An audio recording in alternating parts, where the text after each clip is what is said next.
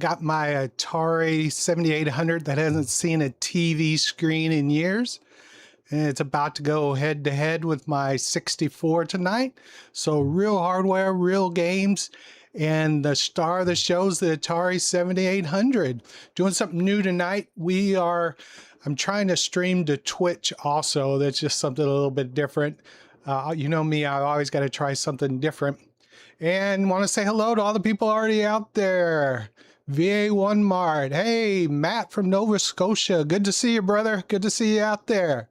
CS Pages 77. See you out there. Awesome. Had a 5200. Cool. Mr. Squeakers is here tonight. Welcome back. Hey, Punk Rock Biker, missed you last week. Welcome back, brother. Oswaldo, good to see you. Dorlexian, good to see you. Red Knight, everybody. Hello, hello. Let's get this show started. I am going to jump over here and going to start with the food fights. The first one that we're going to go with on the Atari 7809. This isn't on the Commodore 64, but I thought the star of the show is the Atari 7800. So I thought it'd be awesome to look at some games that maybe we haven't seen on the Commodore 64. Like I said, I haven't had this Atari 7800 hooked up in a long time, but I got a lot of games. I got a lot of systems. I want to show something here. Let's go back to the full screen. So here's the original box. This is for Garrett. Hey, Garrett, hope you're out there. This was your idea, buddy, to show this. Here's the Atari 7800. And when a member suggests something, of course, I jump on it and just decide, hey, let's do it. So I actually picked up 4 of these in like a bulk sale. Someone was selling a bunch of Atari stuff, 5200s, 7800s, and all these games. And I don't even remember. It was probably 4 or 5 years ago now. But anyway, that was the first time I actually got my hands on a 7800. And I love the system. I think it's very cool. Has a really cool history to it. But let's jump into this food fight real quick and let's play some games on it first before we just start talking about everything. Again, welcome to everybody who's here. If you're new, welcome. If this is your been here a long time, you know, I love the regulars. Hey, there's my German buddy Death Row. I saw you earlier this week. How you doing? Hey, Jared, game time with Uncle Jared. See ya. And Garrett.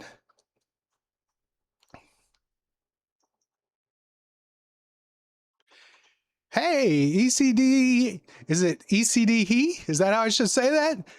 Good to see you here. I saw you on that other stream. Welcome. Good to see you, buddy.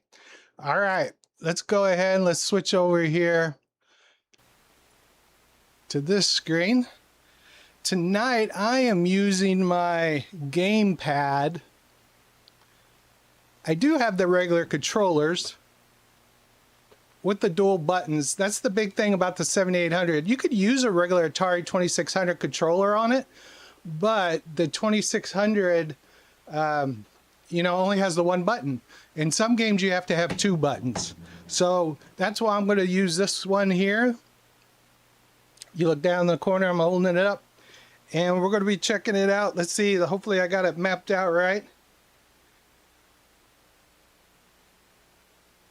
And see if we can get this thing started.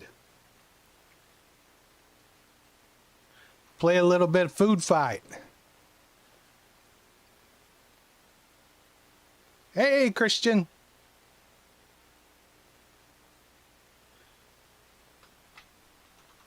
It's always weird because the reset button is actually the start button. I need a little more volume. Gotta throw a pie at them, right? Let's make sure my buttons are working. Maybe not. Go eat that ice cream. You gotta map this controller to whatever system you're using it on. Oh, cool. It carries over. I didn't know my pie carries over if I could still have it when I'm done. It is not letting my buttons work. Maybe it's 1 button mode. Can't fall in the manholes. Ah, it melted. Let me remap this to 2600. Maybe that'll fix my button.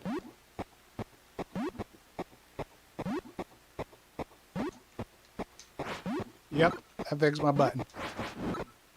Put in 2600 mode on this controller and it allowed me to do it. Love throwing it at him. Eat me some ice cream.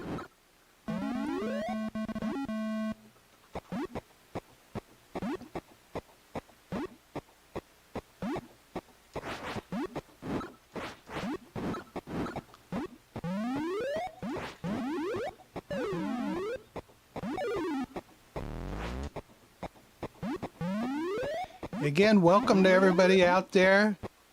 Tonight, we're the star of the show's the Atari 7800.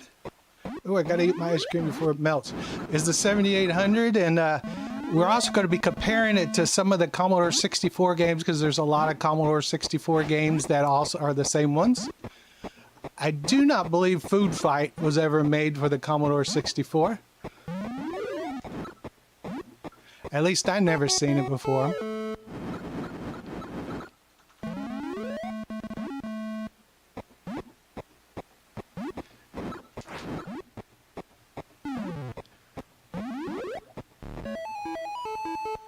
Ah, got me. I love it. I love how they throw all the food at me.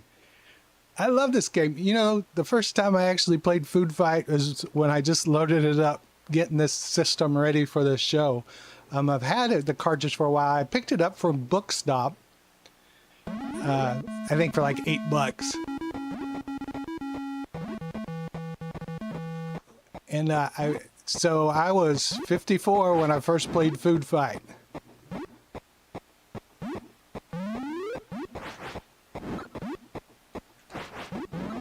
And I have to say I am a fan. If you've never played it, you need to check it out.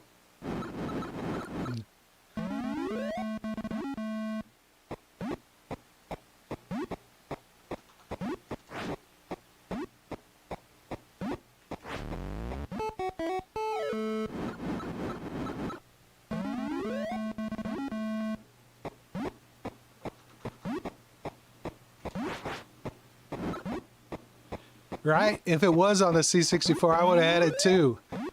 And was there an arcade version of this? I'm not sure. I've never looked to see if it had one. It'd be a cool arcade game.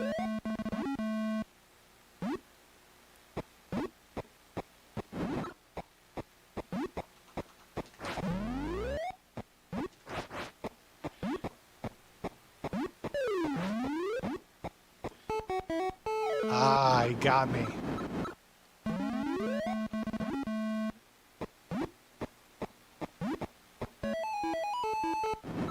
Ah, that's what happens when I look down at the chat instead of look what I'm doing. I'm not done. It really is that fun. I gotta play it again. So, if you don't know the history of the Atari 7800, Atari actually was going to release it in 1984, 2 years after the Commodore 64, of course, but in 1984, but that was before NES would have been out. But unfortunately, the tie to Commodore 64 is that Jack bought Atari and left Commodore. And this system didn't actually get released till 1986. So the NES was already out. So that really didn't help it any because the NES obviously was the powerhouse. But if this would have came out in 84, what a cool system, right? And I think they said it was General Computer Company, GCC, is the one who actually made this along with these games. And they were waiting for Atari to pay them before they would release it or give it to Atari. And since Jack bought Atari, Jack had to come in and actually pay it, but he was trying to make Atari pay for it. And Atari was like, we don't even own it anymore. Why the heck are we going to pay the bill? If you want it, you go pay it. And it all went to court, I guess, for 2 years. and it ended up Jack had to pay for it all anyway.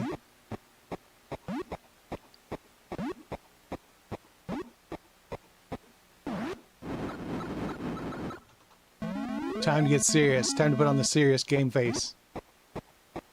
Again, welcome to everybody. Haven't had a chance to look. Haven't had a chance to look at the chat yet, but if I haven't welcomed you, welcome. Glad to see everybody out there. Hope everybody had a wonderful week. I know I was ready for Friday to get here. I've been planning this since Garrett put it in my head last Friday. And I had to figure out how to hook it up to stream it. And I ended up having to break out my old VCR and hook it up to the VCR and then run it from the VCR to the components to be able to stream it. So good thing I held on to my VCR.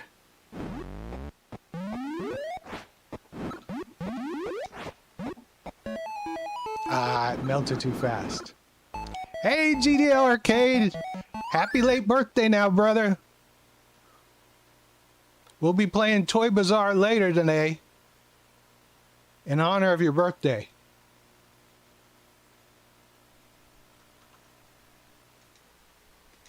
It is kind of like the burger time. It seemed like I threw like a salt or pepper or something earlier.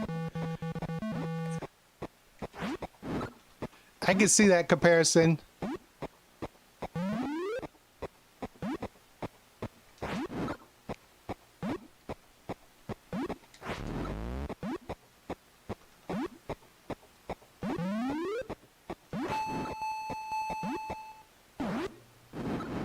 If you don't have an Atari 7800, I'd recommend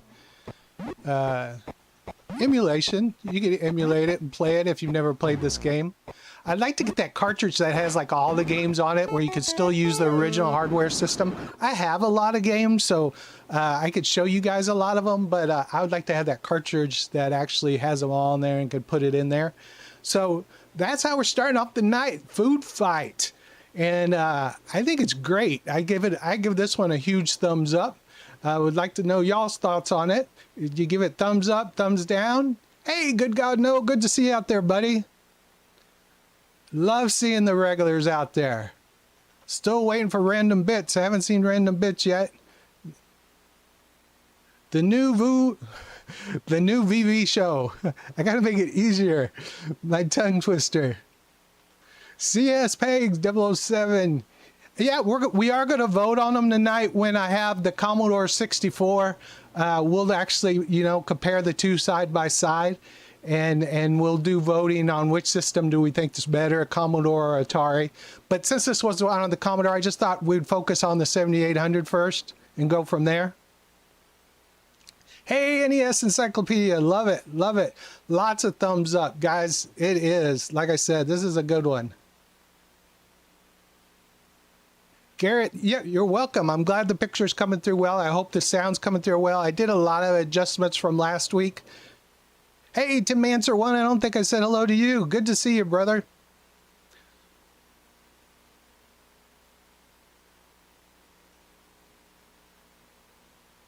Love it, love it. Lots of thumbs up. Lots of thumbs up for Food Fight.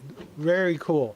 All right, let's power this down. Let's play one of the games that well, no, before we do that, I just want to talk about the Atari 7800 actually was also designed to play all 2600 games. Oh, sorry for the snow, guys.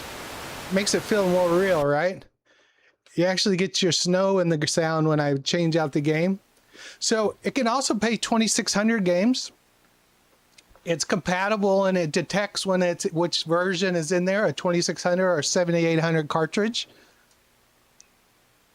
So if you get this system and you don't have a 2600, you'll actually can be able to play both systems. So this is Phoenix on the Atari 2600.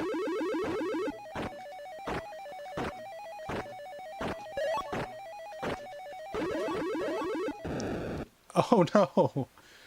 I don't know if I'm doing the shield or what. I picked this game up for a couple bucks at Bookstop 2 the other day.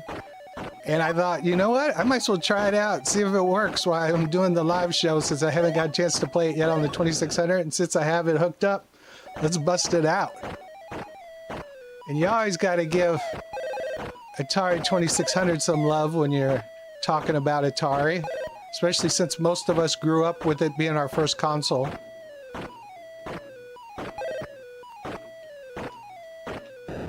Ah.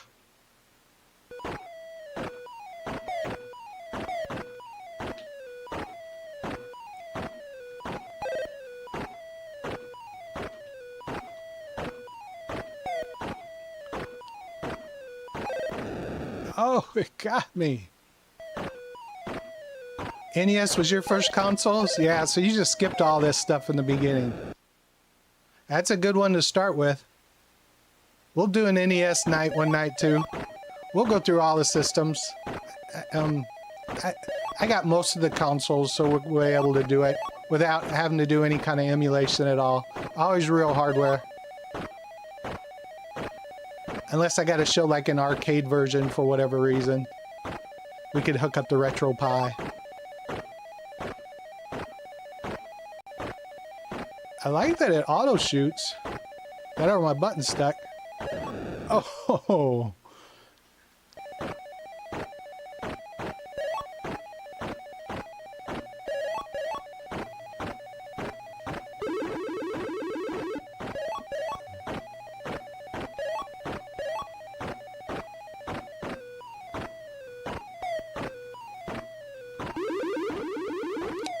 Anyone have this game on their 2600? Jared, do you have this game?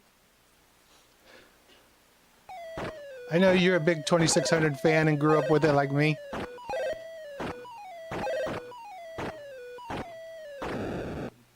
Aye.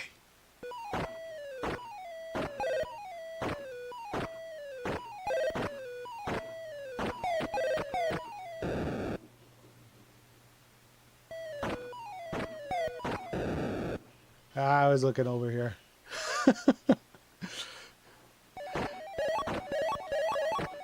I think this is a good one. I actually like the 2600 version of Phoenix. It's a pretty cool game. But I think it's really cool that the 7800 is so easy to play between the two. It took me a while to get this system up and running. I had to clean a lot of cartridges. But the biggest thing was just once I put every game in and took every game out and cleaned the connectors on this head that allowed it to play, because I was struggling just to get them to start up. And there was no way I could do a live where I was going to be having to, you know, clean every cartridge and hope that it starts up. So far it's been doing pretty well, but who knows, live we could always have a chance where we got to clean something.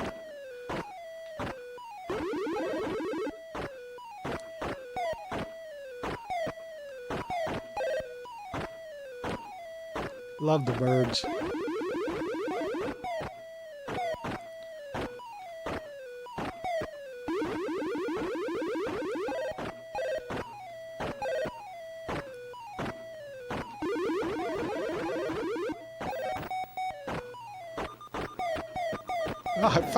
Oh, I finally got there and I die. Oh.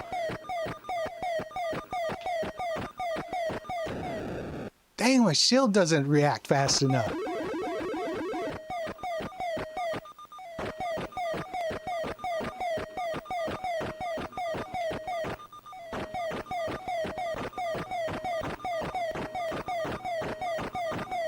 You can do it. Ah. Oh.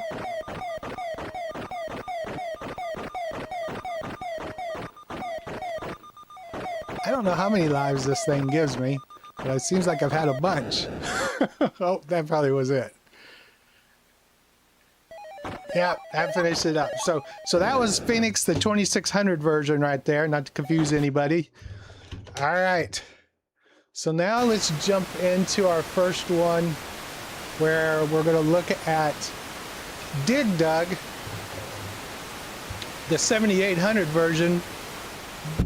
Sorry again about the snow. If that bugs you, I don't know how loud that's jamming out to you guys, but I'm hoping that I got the sound good where you can hear the sound of the games. But this is Dig Dug on 7800, and then I'm going to load it also on my Commodore 64, which I have already started up. So let me switch screens here. Let's see, where's my C64 versus Atari? There we go. Oh, we're not voting. Let me shut that off. All right. So there we go. We got the Commodore here. We're going to load it up. I don't have a disk drive on tonight. I'm just using my Ultimate 2 Plus to load everything. Going to load everything off my Cruiser Blade here. And hopefully everything works. And I actually have the cartridge version of it, so we don't have to load up anything. We just got to get to Dig Dug.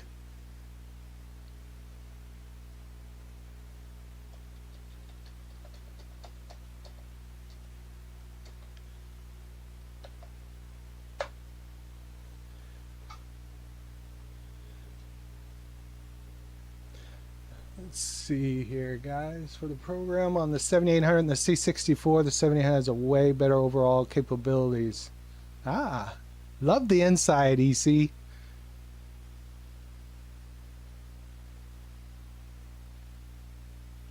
Oh, yes, yes, everyone who likes Phoenix. I forgot. Do you want a thumbs up for that? Love that you're loving that. I enjoy that one too. Death Row gives a thumbs up. Hey, Sir Alamy, good to see you, brother.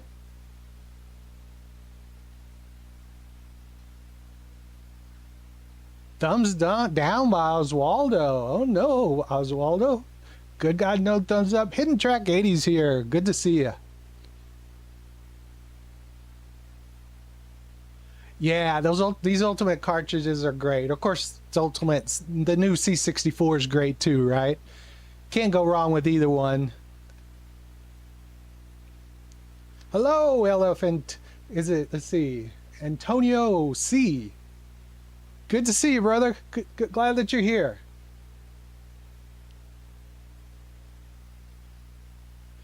Yeah, we're going to start in here, Dig Dug. But as you can see, I got it side by side. It's a little different from last week. I don't want to confuse you. The Atari 7800 is on the left. The Commodore is on the right.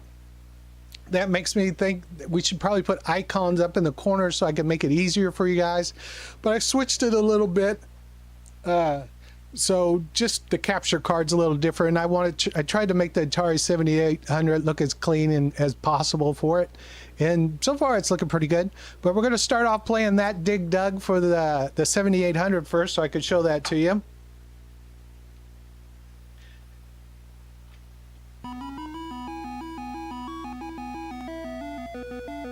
Let me see if I remember the controls here. There we go. That's all I need.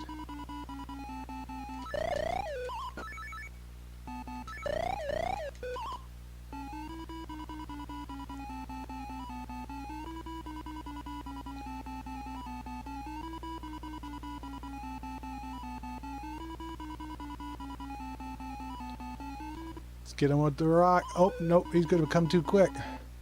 Coming at a weird angle. Oh, he's going to run from me. Don't let him go. Beat him to the top. Beat him to the top.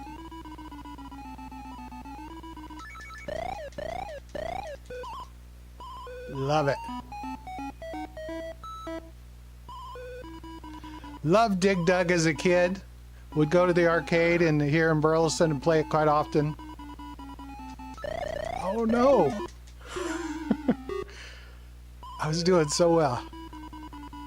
Let's take this guy out quick so that don't happen again. Every time I try to set up my rock.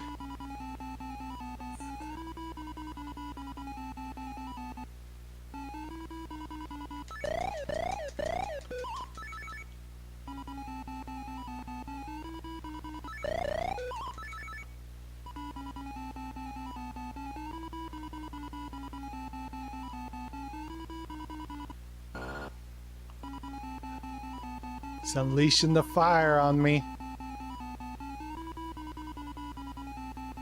I'm hoping to do the rock. Oh, it curved wrong. Darn it. I pushed up to go under the rock and it goes off to the angle a little bit. Let's take out one of these guys.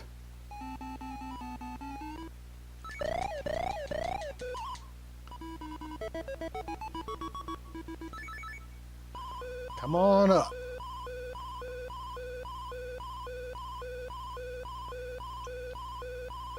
I got my Pepsi Zero tonight.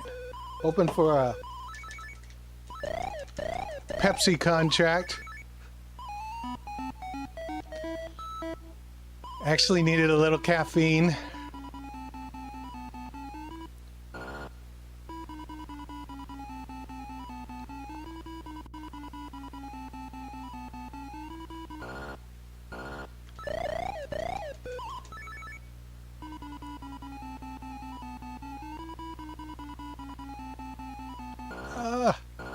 He's too fast. He's too fast. He's catching up to me too quick.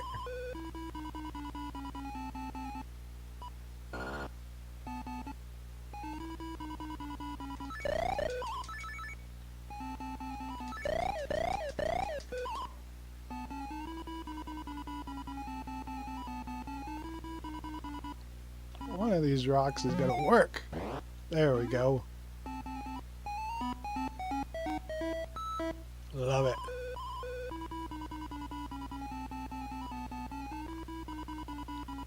So 7800 version is pretty darn good.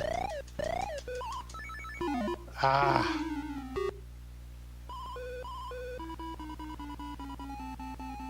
I am a fan.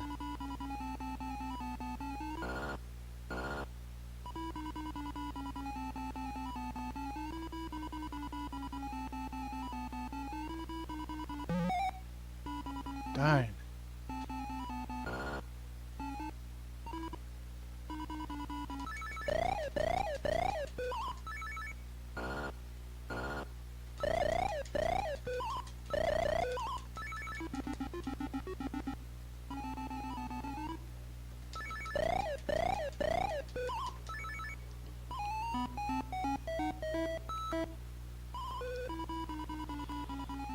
For anyone who's been on, jumped on that I haven't said hello to, hello, just want to welcome you to the show tonight. Again, the star of the show is the Atari 7800, playing something a little bit different. So that was the Atari 7800 version. Now we're going to jump over to the Commodore 64 version, which I have over here to the side of me. And hopefully I'm in the right port.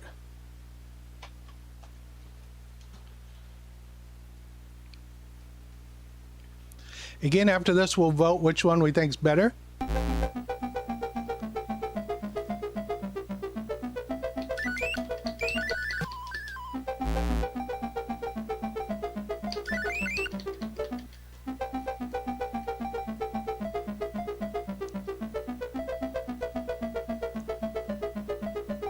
So they're going to come over at the same time. Oh, no, move.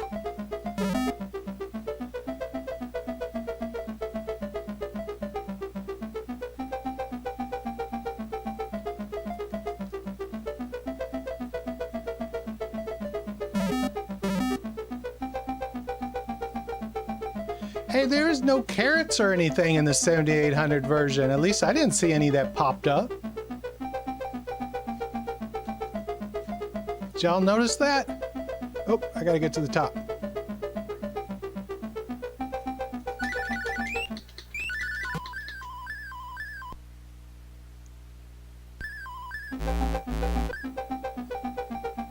Carrots loving the Sid. I gotta say, I love the Sid too.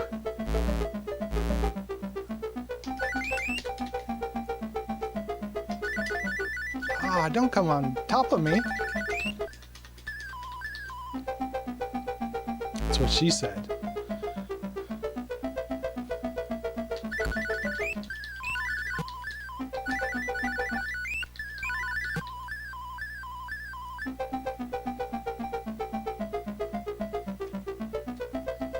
Yeah, the thing about the Atari 7800 sound is they kept the exact sound of the Atari 2600. They didn't change it. They didn't update it. So if it sounds very 2600 to you, that's the reason why.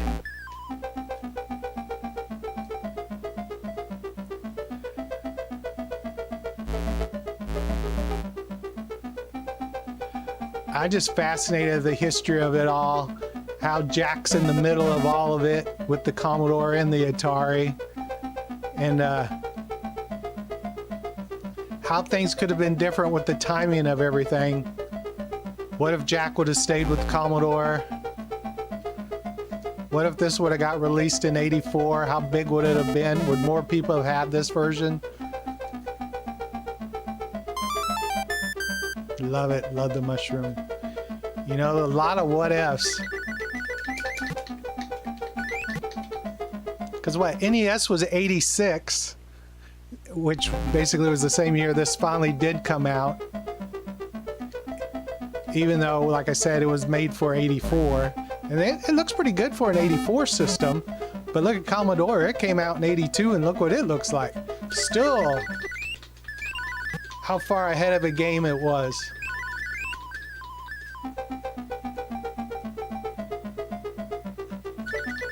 No!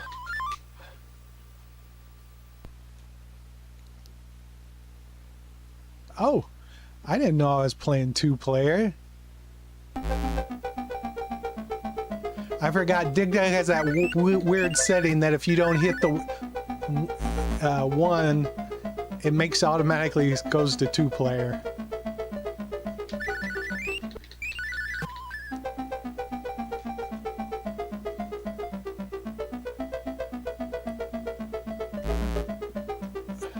Says we got 46 people out there right now. Welcome to all those 46 people. At least concurrent viewers at one time watching at the same time. If you're new, say hello. Come in here and join the chat. Let us know you're here. We got like the best community in my opinion. Everybody's so friendly. In fact, I went out to a live and I saw some of you guys out there on someone else's live. And it was cool seeing y'all out there and knowing you.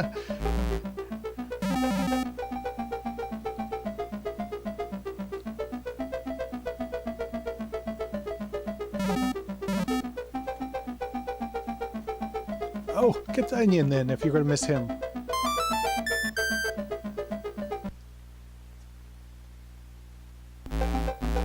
Hey, Luke, New Zealand, awesome. That's a new one for me, I think.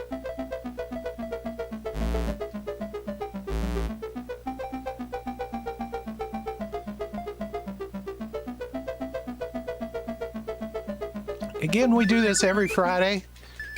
Just hang out, play different games, different retro games, different systems, but a lot around the Commodore 64 since that's what I grew up with and my personal favorite system. I shouldn't say that too loud because the Atari fans think I play down their system on purpose. Even though I love it too.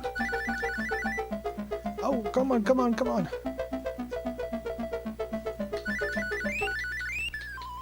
Boom.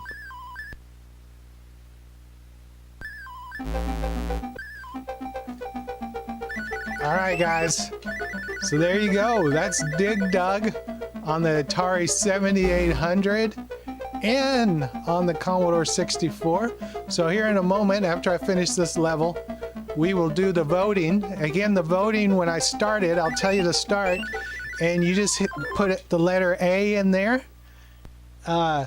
If you like the Atari version, or you put C in there if you like the Commodore version. So I'm going to go ahead and start it here.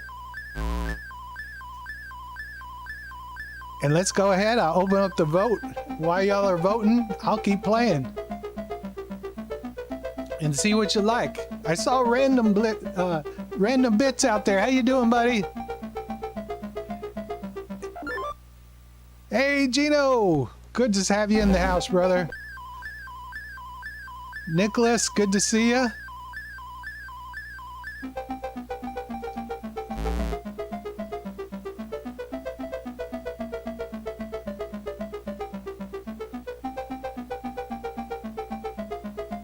I just love the SID.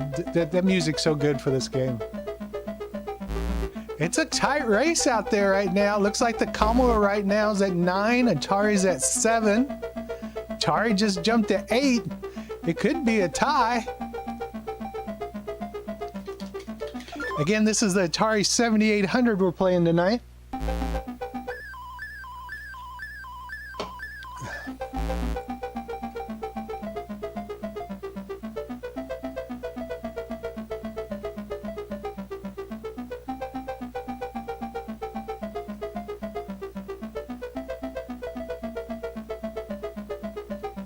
Hey, no worry, random bits to being late.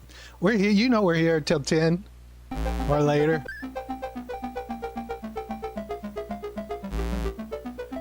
All right, so we're gonna finish it there. A very tight, close race, 10-9. Love it, love it.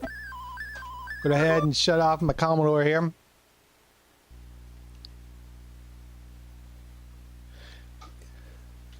Yeah, 10-9, very close. I think they were both great versions. I liked them both. They were fun to play. Yep, you just put the letter here on the chat, either C or A if you haven't voted. It's still open. I haven't closed it yet. But that's all you put in there, and it'll put your vote in there, and that's all you got to do. Oh, Antonio has switched it to a tie, and we'll leave it at that. Look at that. All right, so I'm going to go ahead and close it here and clear it. So 10-10 for a Dig Dug. I'd have to agree. I liked both systems.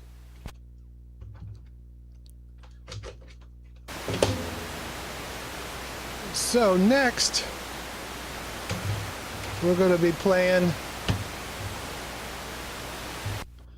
some Robotron. I know we played that last week for the letter R on the Atari 800 XL, but we also have it on the 7800 system here.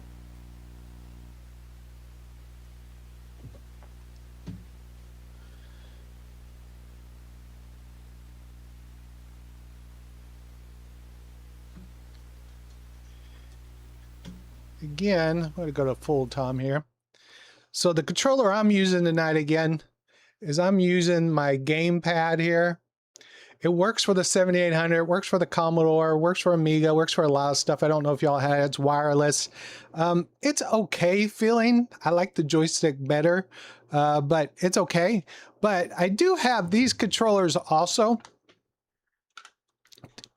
And I just wanted to give y'all more of a close-up view of them. And I like them. They're not bad controllers. They have two buttons that actually do, on some games, two different actions. So it's important that you have both buttons. I could use the Atari 2600 on this system, controller anyway. I could just hook up any of my Commodore on here and it'd work. But I would only have one button on some of them. Some of them that hurt you.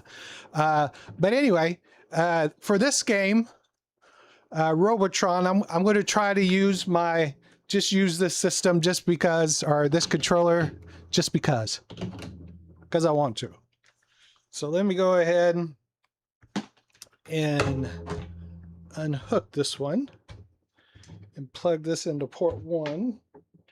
And the ports are just in the front of the Atari 7800.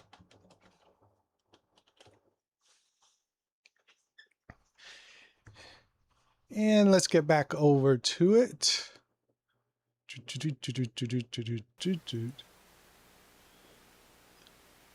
So here's Robotron 2084 on the Atari 7800 that we're about to play. I'm also going to turn on my Commodore 64 back on at the time here and get it loaded up. We'll do a comparison here in a minute. But since it's Atari 7809, I'll have it on big screen first so you can see it. And let's get started. Let me see if I can play it here and see if my controller works for me. Looks like it's working.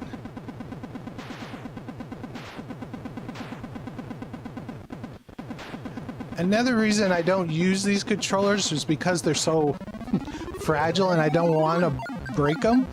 The other one I could replace easier. These are harder to replace, so I like to keep them working.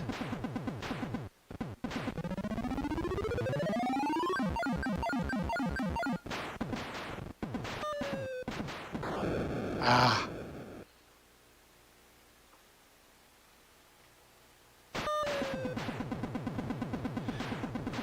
Like I said, I got like 4 of the systems, but I don't have that many of the controllers or the power supplies to them all. I think I've got like 2 power supplies to them all. There was a pickup I did. Oh, that's the guy I can't touch, not the one that I picked them all like 4 years ago, and it was just this huge collection that someone had of all his retro systems that he collects. He had like the Intellivision, 2600s, 5200s, the 7800, and he gave me a real good deal. I don't even remember what all I paid for it. But saying all that, I do have an extra one. Maybe one day we will do a drawing to win, not a complete system, but basically the whole system. You just got to get you a power cord and a joystick and some games to play on it. But that'd be a future live I was thinking about, because I really don't need 4 of them.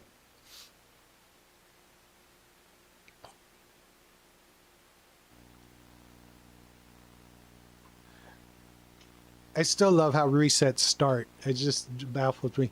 Let's see what the different things are. So they have also a select button. So there is a 2-player. It's got novice, intermediate, advanced, expert, challenge, and then it's the same for 2-player. I wonder if challenge on 2-player is where you both on the screen at the same time. That would be really cool. Let's play another round.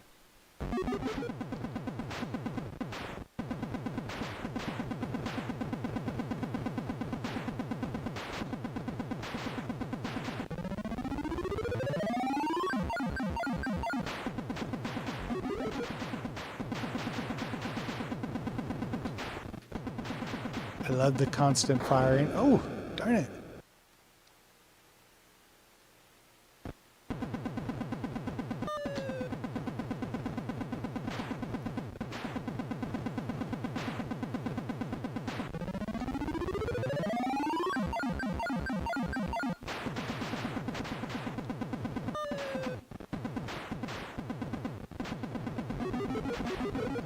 I think this is the first game, and what we've been doing this now, I think 10 weeks. This is our episode number 10, I believe. And I think this is the first time we played a game, the same game back to back to weeks, but it just worked out that way. No big whoop. Ah.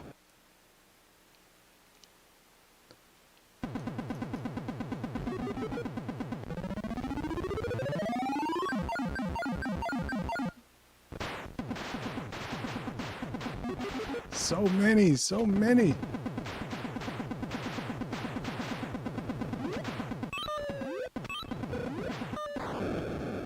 Dang it.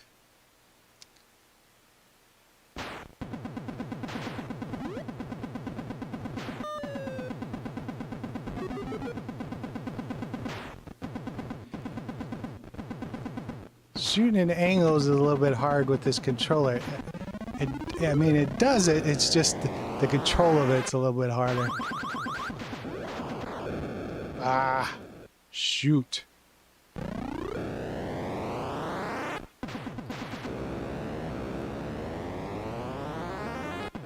Yeah, the controllers, I always worry about it because y'all know how hard I am on controllers. Breaking that one the other day with my gym stick. I hate to see them just crack sometimes after 40 years. So that's Robotron there on the 7800. Let's go ahead. Let's get the Commodore 64 loaded up now here. Let me switch over to it. We'll continue the side by side so you can see it. Again, it's another cartridge, so it's easy to load up. Nothing really to load.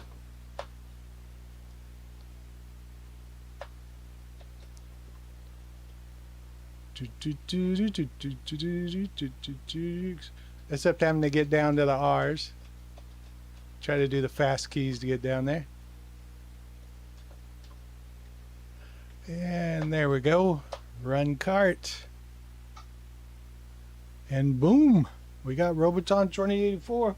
Hopefully it's port number 1. Got my new gem stick ready to go.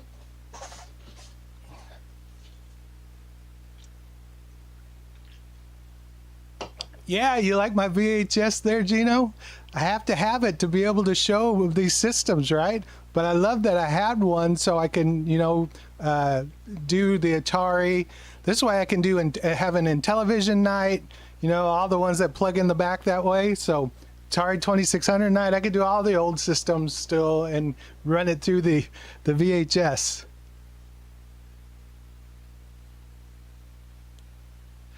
It's funny that you say that, ECDEH. I'm actually put the Retro Tink and the HD60 capture is on the Atari, and my generic capture card and everything generic, the Commodore's hooked up to. So it's actually hooked up to the worst capture card, and it still pops. You just can't help it. That's just the way it is. It's S-Video. Yeah, I'm using the VCR as TV to composite conversions.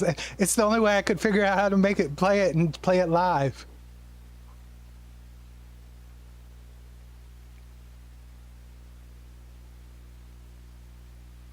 Hey, OSA Stick.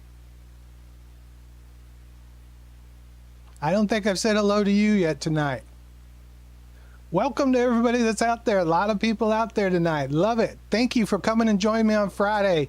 This is how I like hanging out on Friday nights playing video games. I can go wrong doing this, right? I look forward to this night so much, guys. If you all only knew. And now the fact I get to hang out with the cool community is even better. Yeah, C64 and the 1702 looks really sharp. I was going to make a video of emulation versus real hardware side by side, because I think a lot of people got spoiled looking at their emulation and seeing what it looks like to compare to what it really looks like. Hey, there's Darkwing. Good to see you, brother. I think they forget really what it looks like, and I could show it. I mean, I could even run the emulation through the 1702 and compare it to side by side. I thought it would make an interesting video. If you think so, you let me know.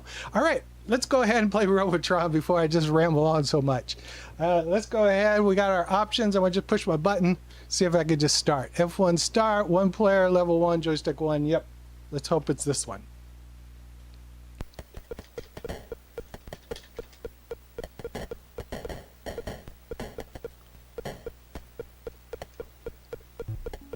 Kill that last guy. I can't get him to shoot the other way. What the heck was going on? It just wanted to shoot that one direction. I hope my joysticks do. I must just not have pushed it.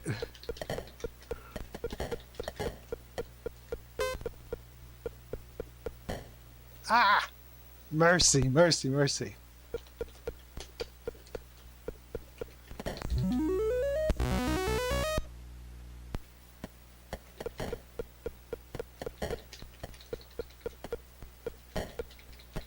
Again, if you want to support Floppy Deep Dive and Friday Night Lives and what I'm doing here, you can join the crew. It's 99 cents literally a month, guys. It's, I mean, good Lord, I think playing games is, arcades these days cost that much. But anyway, yeah, come join the crew if you want to. I love the people who joined. Thank you so much for the ones in green. Appreciate the support, brothers. All right, let's play another round on here because I did sorry.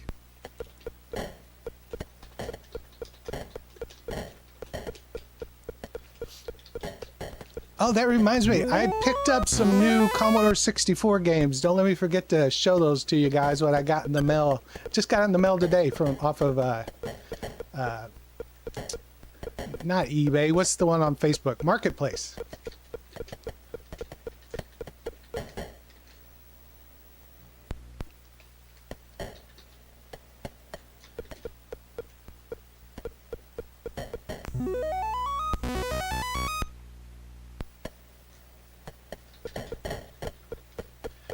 I saw Retro Gamer Gen X, I think is his name.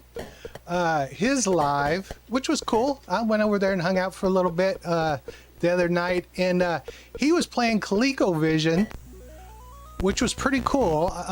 But he had a cartridge, and I actually, after it was over, I ordered one from 8-Bit Classics because I got a bunch of credits. Because people, if you buy cables off of the affiliate link, I get credits. Anyway, but I bought the cartridge so I could also do ColecoVision, and it'll have all the different ColecoVision games on there. I thought that was so cool that he was playing that. So one day we'll do ColecoVision also. Especially now we'll run it through the VHS. I got that set up. I gotta stop talking and focus on playing.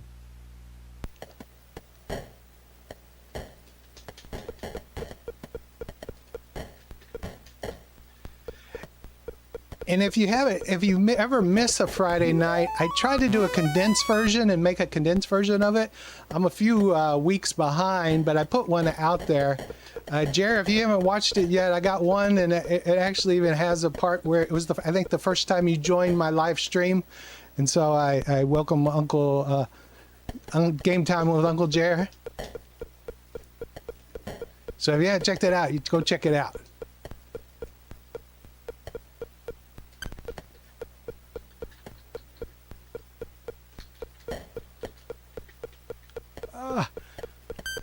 Shoot this way. Whew.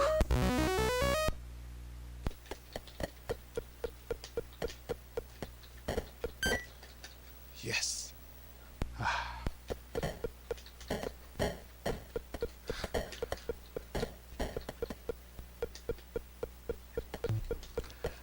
I love this game. Not that because I'm good at it, but I love games that I could just pick up and you could just play, right? Nice and easy. So I should give Commodore a chance to be the full screen here. So I'll do one here. So you can see it a little bit larger. Some people I know watch on their TV, but you'll have a big screenshot of it. But if you're just watching on your monitor, it might be a little small when I do the side-by-sides. I know it's small for me playing on it personally.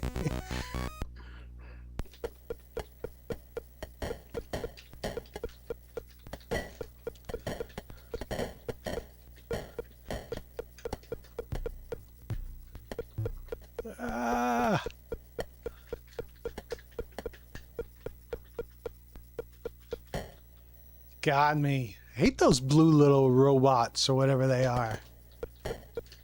It's gotta be a robot, right? But they got that armor on them that you can't shoot them.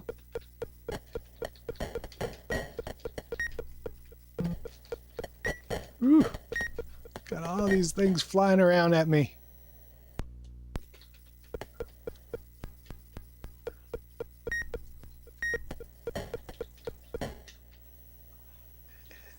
All right. That's it. So that's the Commodore 64 versus the Atari 7800 side by side. Let's go ahead. We're going to open it up to a vote, guys. Let me get it started here. Voting is started. Voting is open. Go ahead and vote away.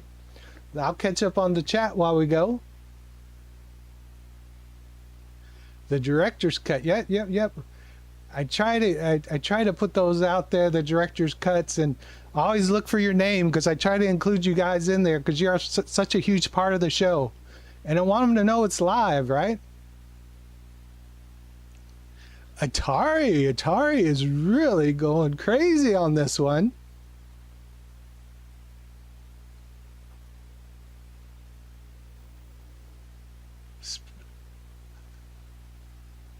Still hot in Germany. It's hot here in Texas. It's 102, I believe it got up to today. My AC has just been running non-stop.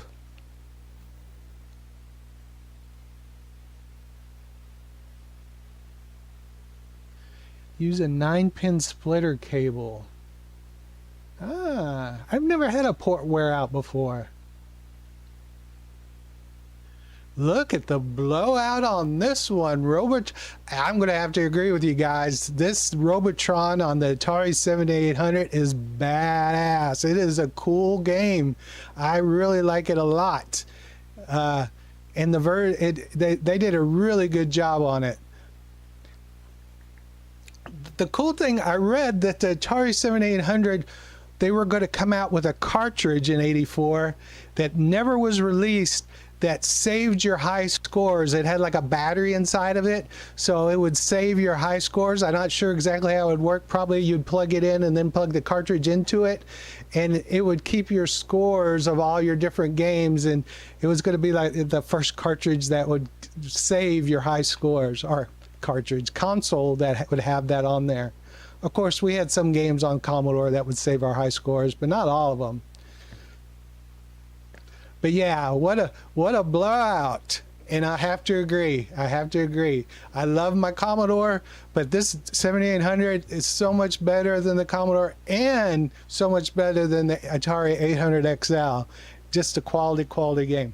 All right, I'm not going to power it off yet because I'll snow you guys, and you'll have to go old school with me and hear the snow.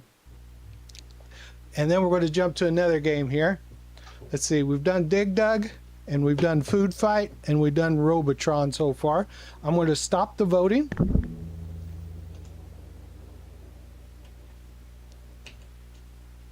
All right.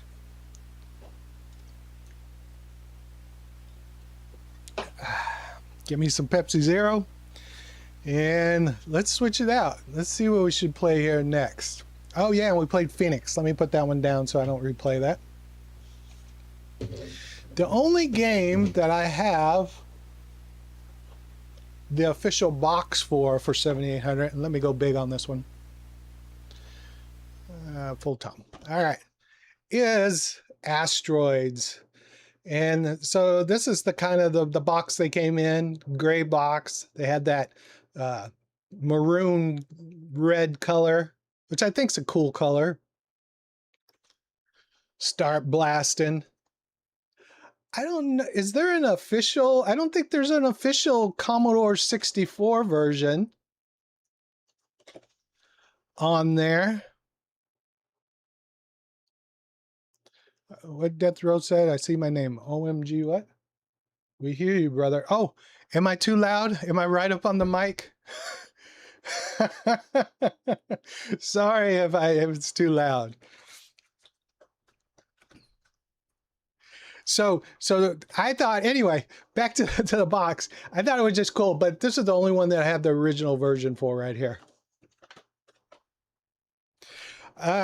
Let's go ahead and let's load up Asteroids while I'm at it.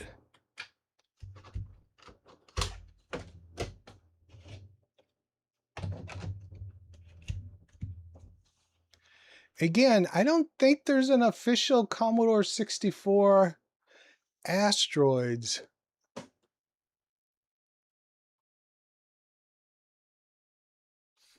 Where did you get the plastic cover? Oh, I bought that off of eBay. So all my boxes, that's a good question before we dive into this. All my boxes, not all of them, but most of them that I collect, I put it in this plastic cover just to keep the box from getting worse over time. I get it off of eBay, and he sells them in like batches, and it's something circus. I'm sorry, I don't remember. I wasn't prepared for that question, but I love these things. They are great.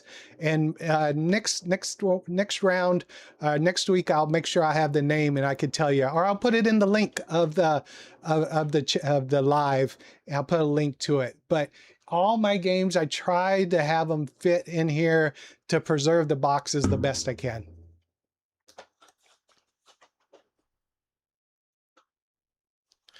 Death Row wants a Bruce Lee poster. I am actually going to be giving away the Bruce Lee poster on one of my lives when we do the Data Soft night and play Bruce Lee and all the games that were released by them.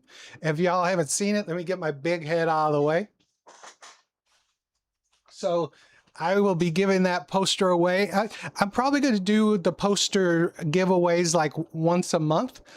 This month, I gave away the Blue Max poster, and Good God No won that one. and it was always awesome when someone gets it. And then so in August on one of the lives, we'll be doing a Datasoft night, and I'll be giving away the Bruce Lee poster.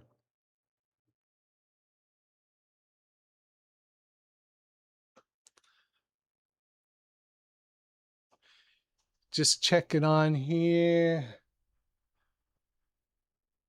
Yeah, yeah, it's so nice to get to have them protect the box covers, and they have them different sizes too. Let me show you. Just stay right here, and I'll be right back. I'm gonna just go grab something, and while I do, enjoy a little Sid music.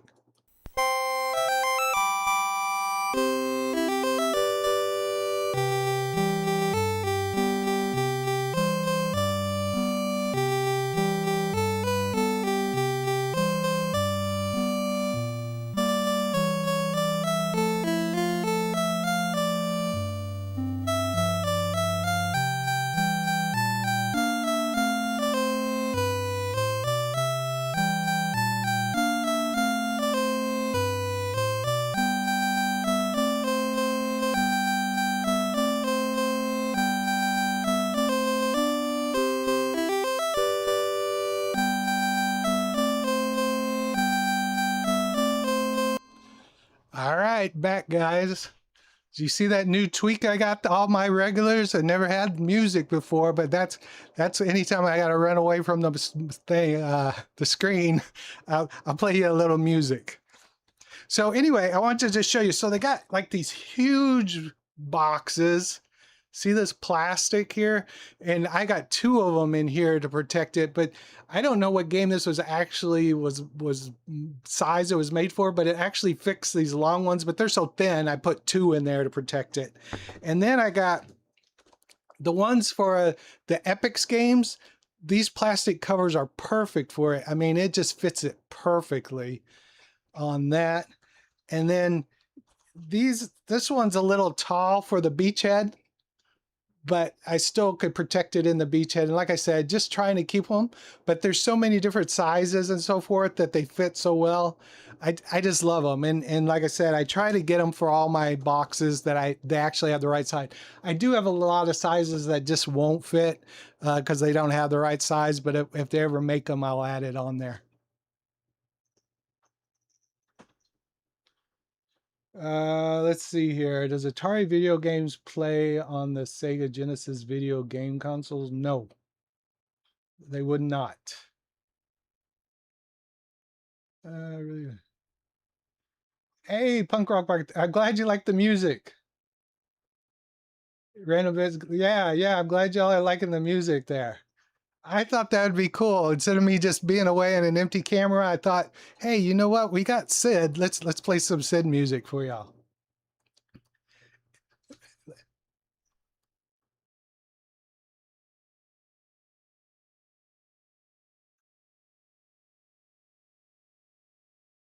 Hey, Ari, good to see you on here, all the way from Australia. Anyway, I just wanted to show you all those covers. We'll get back into the gaming and asteroids itself. But to me, that's very important to me. I think it's great, and I think it's a good way to protect your collection. So let me go back. Now, the one thing is, you're going to probably get tired of cheers because when I hit this Sid break, it immediately goes back to cheers.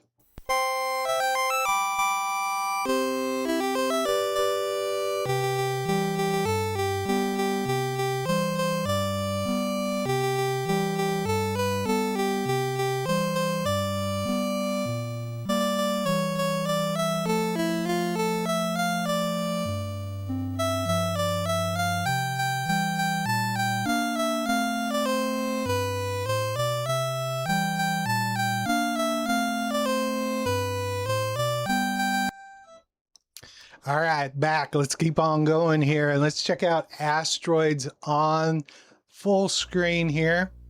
Oh, wrong one. That's Commodore. Here we go. And let's see if I can get this playing.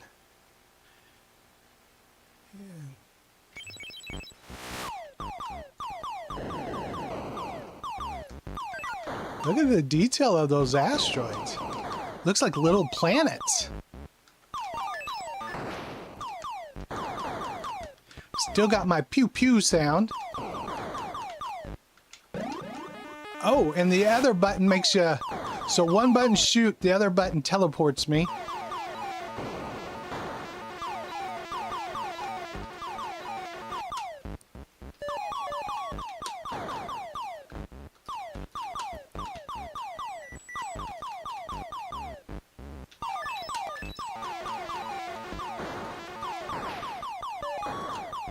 Ah. One more.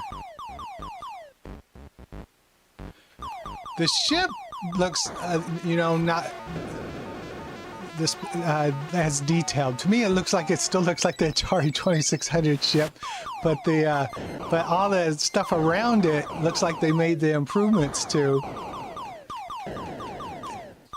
I love the look of the asteroids. Of course, it's not the vector. It's more 3D, right?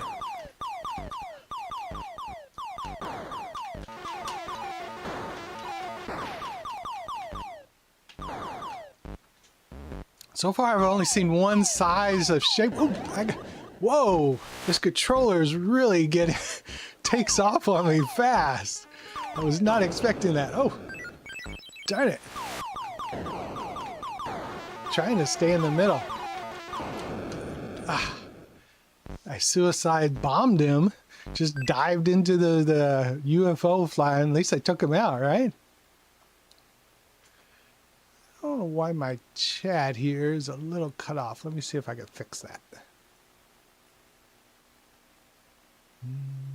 Maybe not. Oh well, no whoop. No big whoop. All right, let's play another round on here because I'm liking it.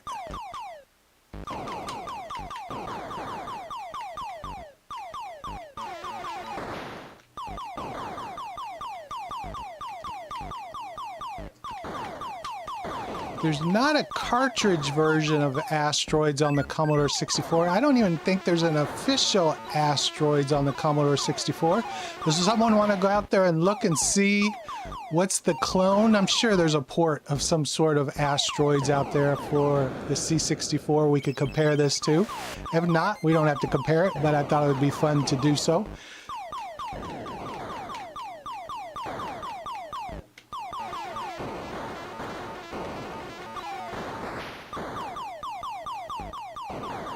There's no official version? Yeah, I didn't think there was. I never played it on the...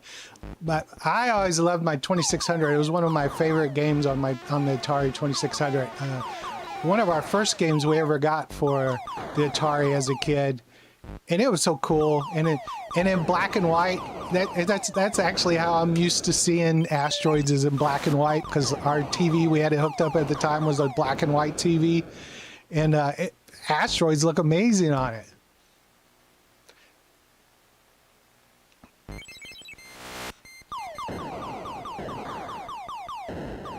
I wanted to show y'all something.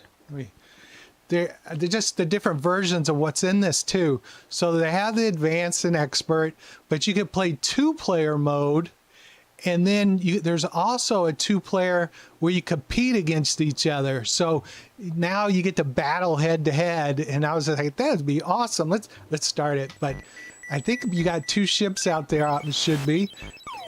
And just like I thought, and you would have been able to fly around, battle each other, and blast each other, and try to avoid the asteroids at the same time.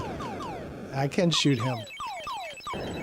Anyway, that would have been a blast. I don't think the 2600, at least I never played it, had a competition mode that I'm aware of.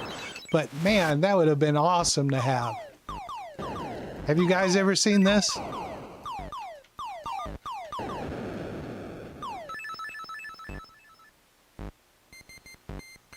So lots of cool different versions out there. Blastoids is probably the closest. Thanks, Red Knight. I will... Hey, Howler Cat. I don't think I said hello to you yet.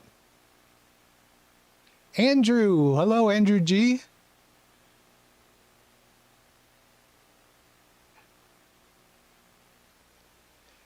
Yeah, this is such a good one. This is a good version. But we're gonna check out the Commodore 64. Someone said Blastoids. I'm gonna load up Blastoids and see. So let's jump over there now to the Commodore.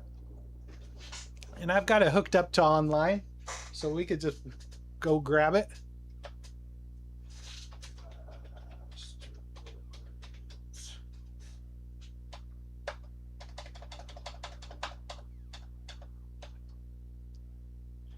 All right, let's see. We got a good one. Here's USA Mirage. We'll try this one. No items. Well, that don't do us any good. Let's try this one. There's a D64. Let's space it. Let's copy it. Say okay. The reason I'm copying it is I'm going to actually save it to my save it on my USB so I don't have to look for it again.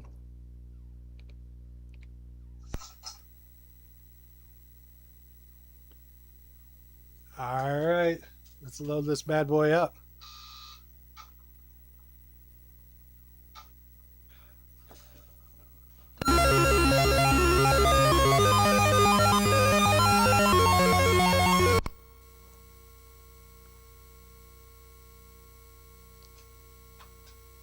Got these numbers out there.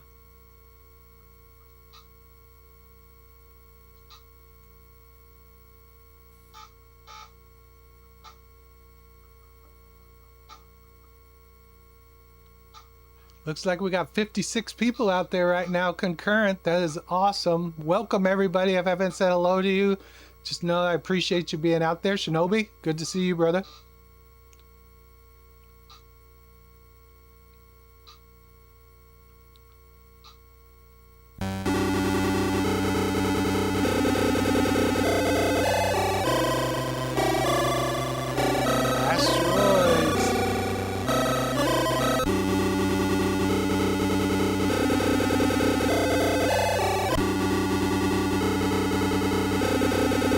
Easy work, of course.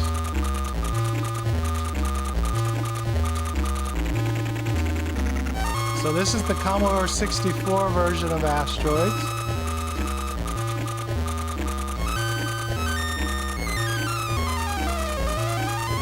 Fly around them in. We have a selector to clear. Ooh, what is this?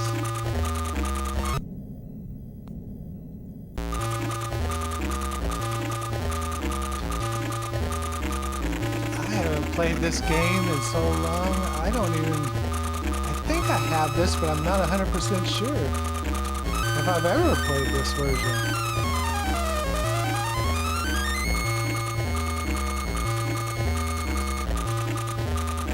Oh, what did that do? So pulling back changes your ship style? That's kind of cool. I like that. Let's jump to this one. Let's do a little side by side. Oops. Try not to die while I'm doing it.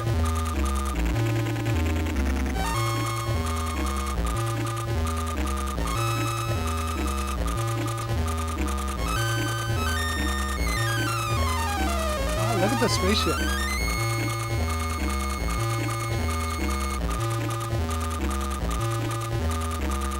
This is definitely an enhanced asteroid. Blastoids. Which I don't know if it's fair to compare, but who cares? This isn't about fair, this is about having fun. Do I get this? Oh, I do. Oh, now I got double. Awesome.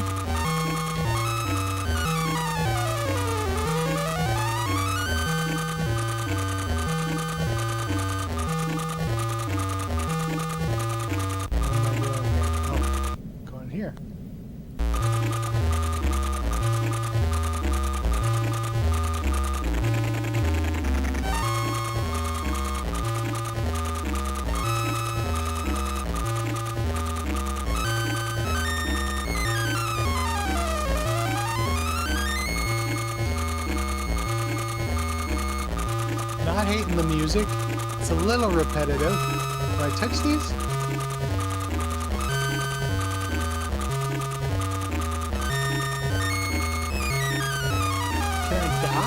invincible? I don't know if I've died yet, have I? Am I in some kind of training mode?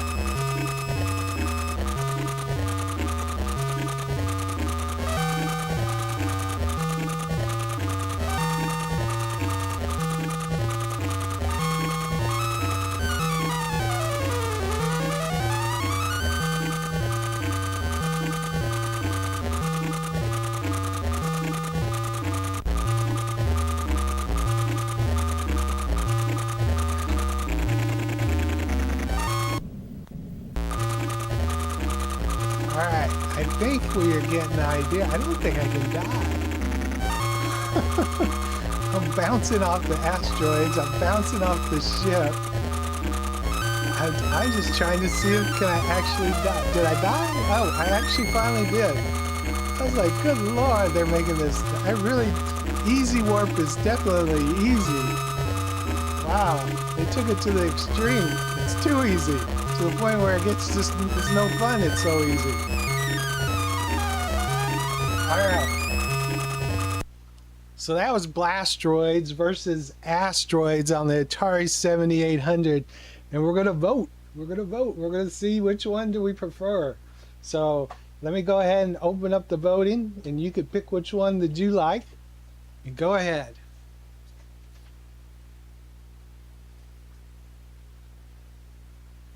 Oh, I didn't see the energy bar up there. I was too busy looking at everything all around me.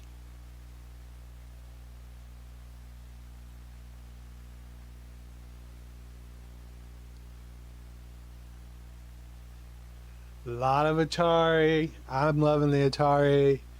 I would have voted A. Just put a C in there if you want Commodore. A if you want Atari. Atari's up 11-4. They're blowing them away. You know, I'm really... This is probably the most I've played my Atari 7800 system since I got it. And I'm actually loving it. I'm liking this system. It's almost... I can almost say this is like the first time, even though I've just tried it out to make sure they work, that I've actually sat down and actually put an effort into playing and actually playing it over a period. It's cool. The music got really old, Mr. Squeakers. I'm right there with you. Yeah, this isn't really a true competition. We don't have a real Asteroids on the Commodore 64 to compare it to.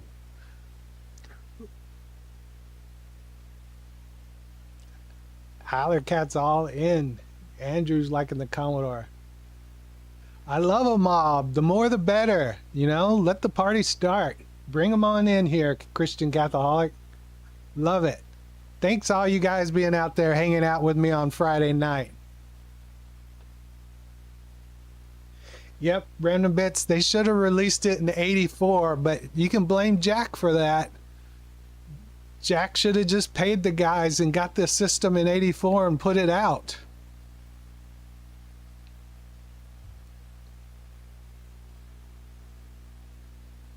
Nice, nice. A stand-up arcade of Asteroids. The original, I remember seeing the original, I believe, at like the roller rink. And I always thought that was so cool. It was just awesome. I think they did a new release of the 7800. I could be wrong. I think you're right, Mr. Squeakers.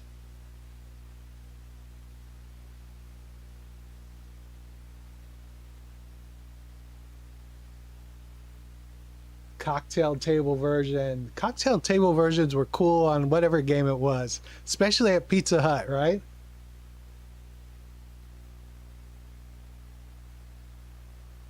Oh, I will check that out. Steve Golson's presentation. All right, I will look into that. Thanks, brother. An emulator box that was released. Okay, I thought that was right. So we're at we went a little bit past the top of the hour. Normally I look to see the top fans and where we're standing at the time. So I'm going to go ahead and jump in there. And it looks like I got my brother Red Knights on the lead right here at 225 points. Then Tin Mancer, Dorlaxians. Love always hearing from Dorlaxian. He's still out there. Garrett's at 4, Mr. Squeakers at 5, Punk Rock Biker back in the house after last week. Good to see him again at 6. ECDEH, great to see you on here. CSP, CS Pags 007 is 8. Death Row is 9. Christian Catholic is 10. Oswaldo 11. And Uncle Jer is at 12. Awesome. Awesome. Thank you guys. Thank you all out there and everyone who's commenting. It's always good to see everybody and the new people.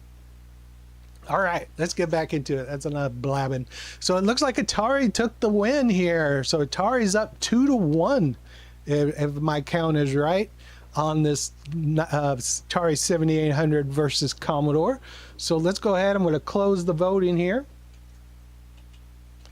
And let's move on to the next game.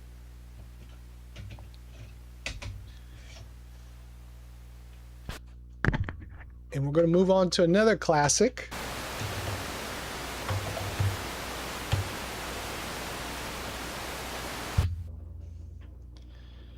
How about some love for Miss Pac-Man? And let's see how the Miss Pac-Man version stands up against the Miss Pac-Man on the Atari.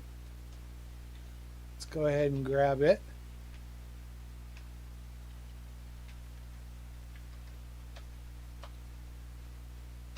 See if I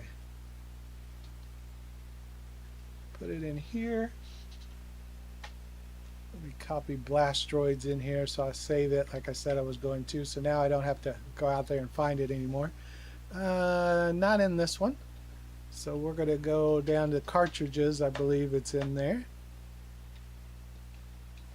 Jump down to the M's.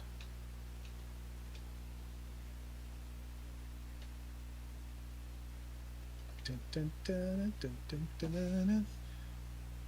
Miss Pac-Man. Alright.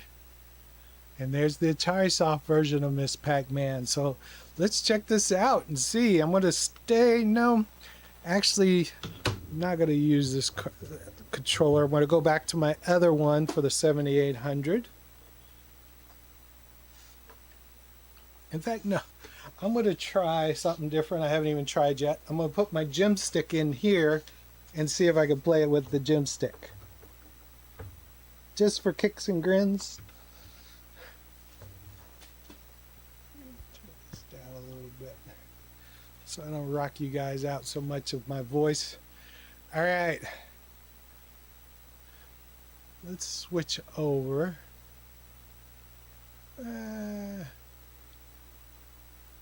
This one here so you get the full screen.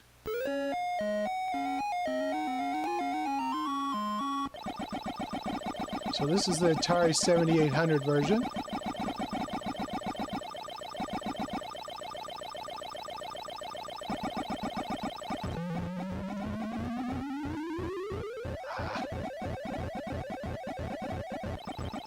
Oh, oh.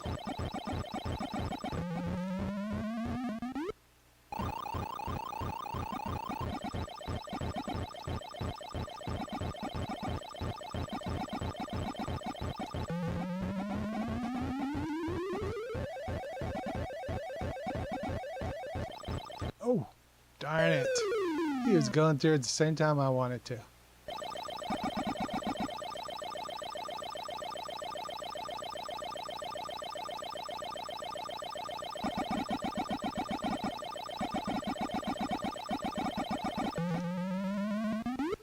Let's get some of these ghosts.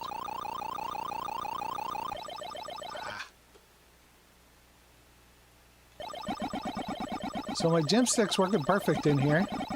The reason I went with the gym stick because I thought the controller would be easier with this joystick, and it actually is. I can play and cut faster. The controls are really smooth, and she's easy to control.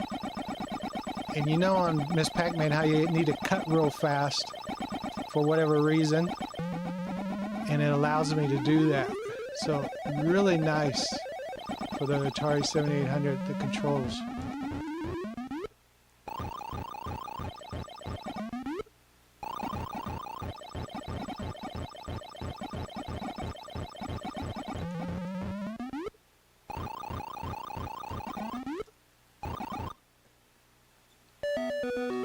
Oh, I was going to ask if it has the cutscenes, and it does. The Commodore also has the cutscenes, but the Atari 800XL does not. They cut out the cutscenes out of their version. I remember when I did the C64 versus Atari letter M. If you haven't seen any of my C64 versus Atari series, please go check those out. If you're interested.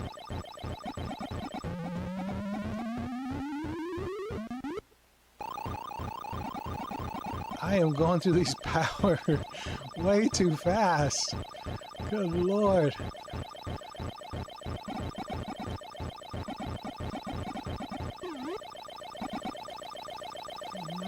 Not yet, too early.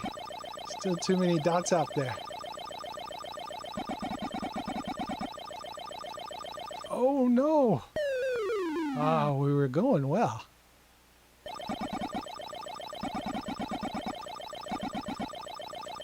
Oh, this is just a bad area. No!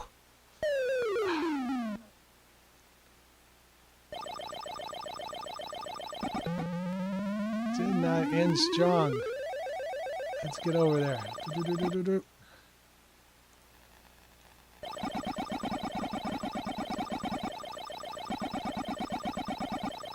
So what do you think? Does the sound like 2600 since it's the same chip?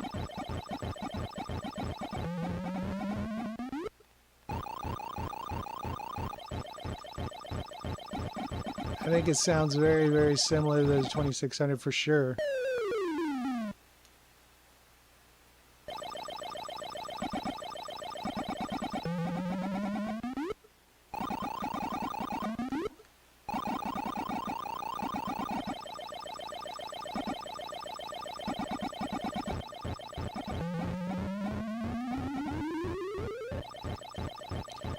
There's two little dots down here. Gonna mess me up. Oh! The orange still cut the other way. I thought it would come down on me. I should have just went with it.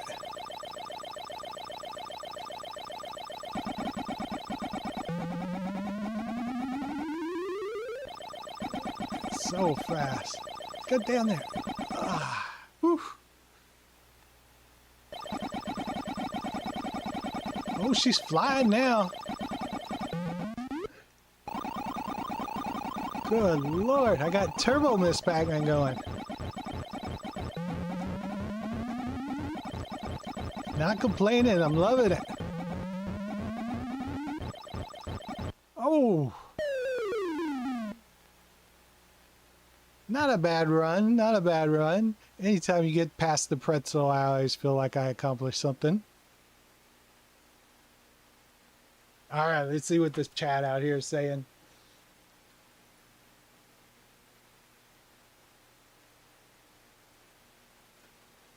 Dun, dun, dun, dun,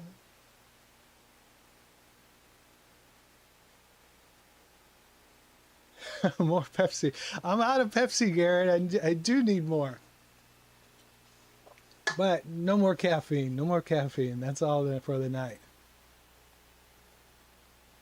Yeah, I burned a lot of quarters on Miss Pac-Man too, Mr. Squeakers. A lot.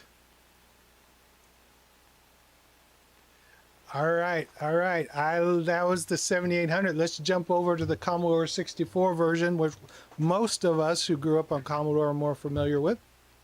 I got to switch my controller back over. Let me go big screen so you can see it. One player, level 1. And F1 to start. Let's start it up.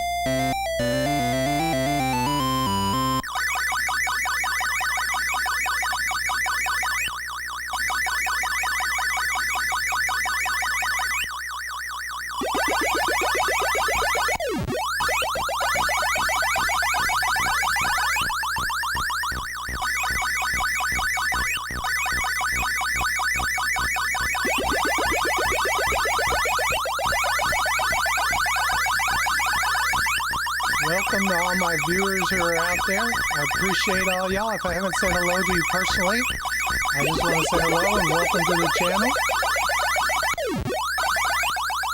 If you're new, put where you're from. Love to hear. Always like to know where you're from.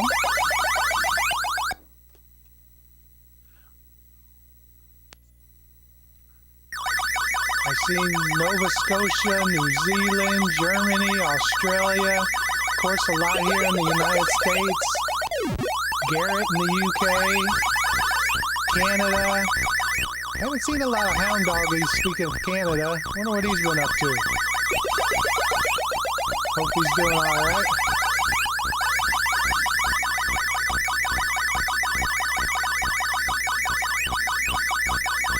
And once I get to know you, I actually get used to y'all being out there, so when you're not there, I don't see you.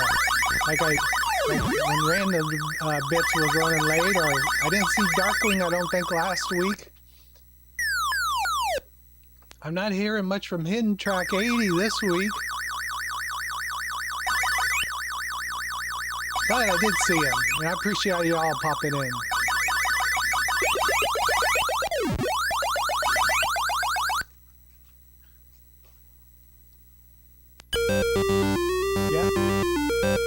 Gotta have the cutscenes. I thought the Atari 800 XL really missed it on that. This is the version I grew up playing because I had the Commodore, and I just think this one's awesome. I mean, that's just my opinion. I think this one's really good.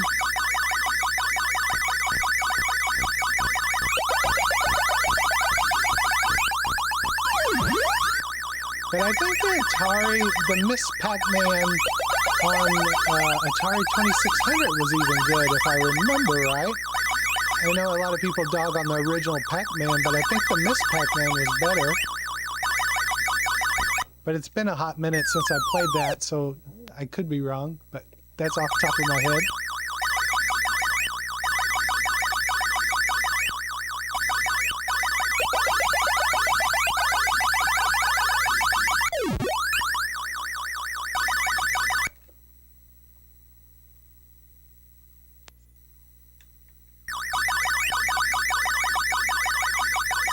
I did play a lot of Miss Pac-Man in the arcade, probably more than I did the original Pac-Man.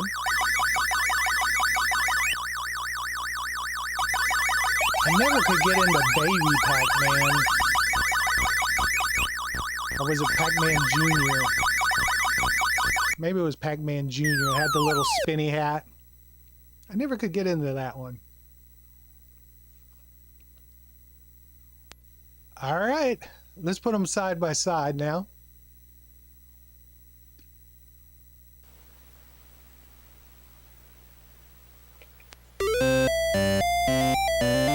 Start them both up. Well, I guess it's not going to let me. Just so you can hear the music side by side. Obviously, I can't play both systems at the same time.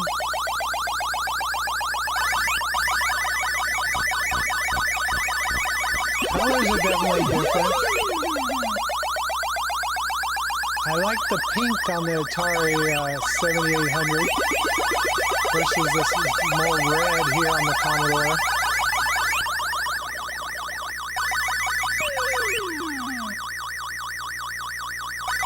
I like the dots being more blue also on the Atari 7800 versus looks just white on the Commodore. I like the score better on the Commodore at the top, nice and big. I thought that little 120 over there score is kind of small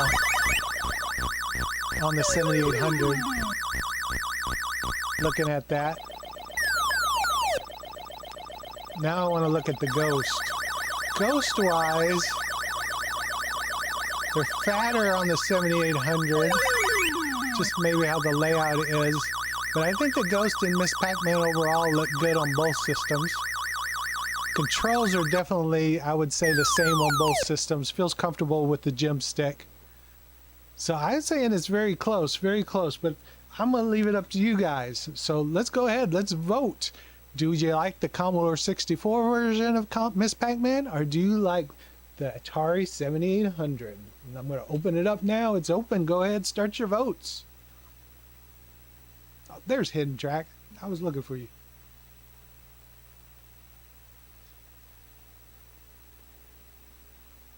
Christian Catholics liking the Commodore. Salome's also liking the Commodore, but the Atari's in the lead, 7-4 so far. People are loving the Atari 7800. I do love the layout. The pink and the blue dots really make it feel authentic to me. Commodore's coming back though, 10-7 now. Everybody out there, there's 54 of you watching. Everybody vote. We should have 54 votes when it's all done.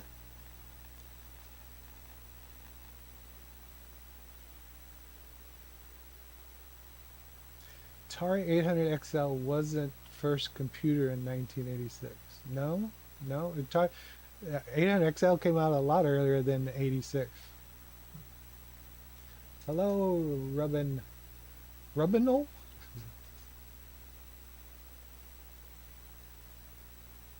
Ah, one of your first games and a floppy. It's amazing your first games, how much those mean to you, right? Yeah, the XL came out in 83.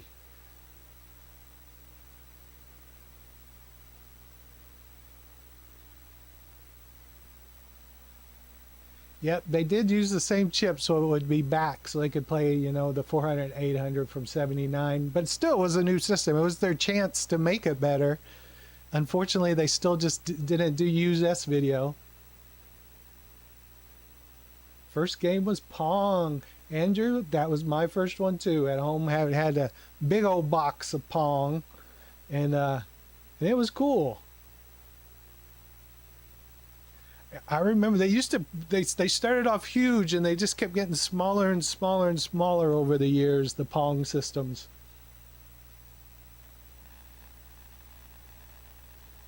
Black and white Pong, yep. A lot of us, I think, start with Pong.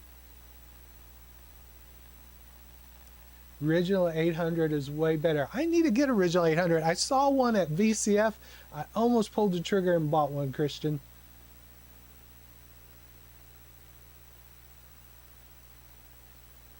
Ah, so the next time I need to snag it. Does the 800 have S video? Already built in? Hey, Ninko Music, how you doing? Glad that you could join us for a little while. Always good to see you. The 800 is your favorite design? I do like the uniqueness of the 800. I got to snag one of those. John Hardy usually has one that he has for sale. I got to see if I can get some from him. Wow, we're up to 62 concurrent viewers. Red Knight didn't care for the look of it.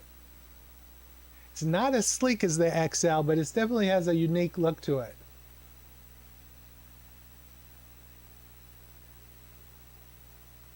It does look cool. The 800 XL is one of my favorite systems, no matter what Atari people say. Yeah, you gotta love Miss Pac-Man, right? Did you vote?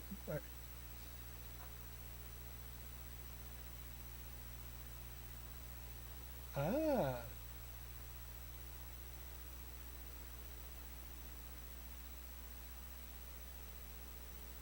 Good. So you got you put a new chip in there, Garrett, and got it going? I still haven't worked on my PAL system. I need to get that thing opened up.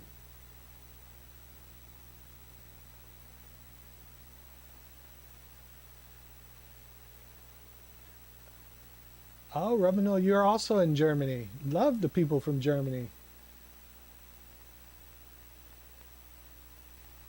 All right, let's see where we got here. So Atari 13 and the Commodore is at 8. So Atari wins again. So what is that, 3-1? We'll do a quick poll so I can remember and make sure I'm right.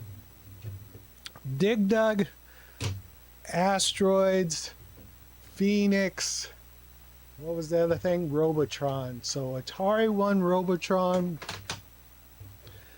Atari won Miss Pac-Man. Atari won Asteroids. The only one Commodore won was Dig Dug. If y'all could correct me if I'm wrong on that, but I believe Dig Dug's the only one Commodore won. All right, well, very good. Let's move on here. I'm going to close down the voting.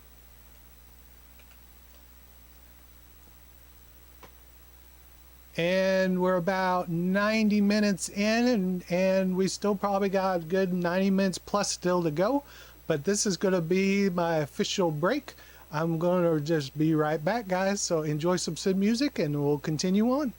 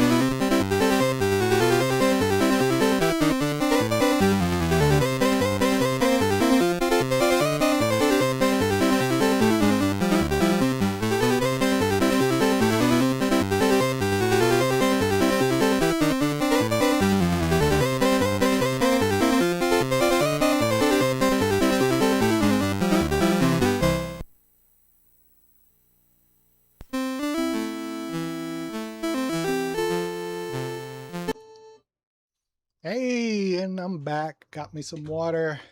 Round 2 coming up. Like the comment of me running around fast in the background. Maybe I can make that happen.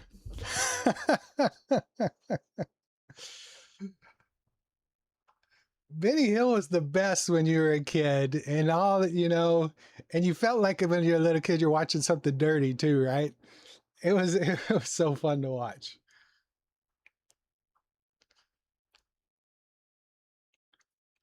Well, I hope y'all like the Sin music. Let's continue on. And we're going to continue on with Joust. Let's see here. Get it going.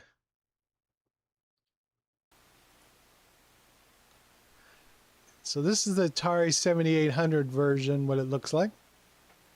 I'm going to go ahead and get the Commodore 64 loaded too. Still has Miss Pac-Man. Let me reset it. Oh, got to shut it off because it's a cartridge.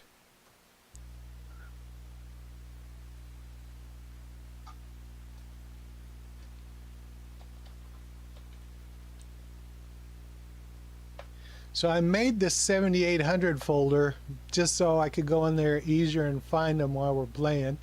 I think I have Joust already in here. Of course, the the Commodore 64 version isn't an official Joust. It's Joust with an E.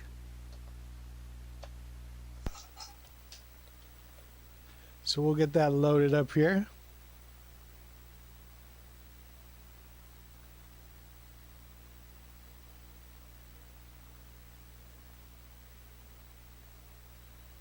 Another quarter pit. Yeah, you could easily feed a lot of quarters in the Joust. That was a fun one to play at the arcade.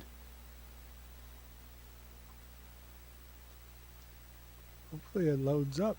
It says searching, but is it loading? Let's do a directory.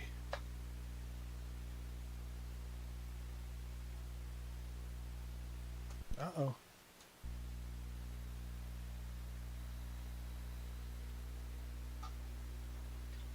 Commodore's flaking out on me. I don't know why, but sometimes the Ultimate 2 just decides to stop responding, and I haven't figured out the reason for that.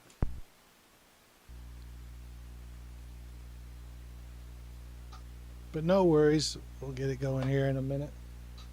There we go. Now it's responding again.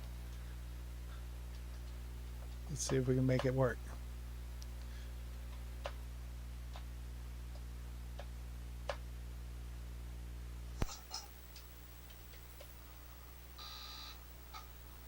Now we got loading. All right. It just wanted to mess with me a little bit. That's what you get live, but that's all cool.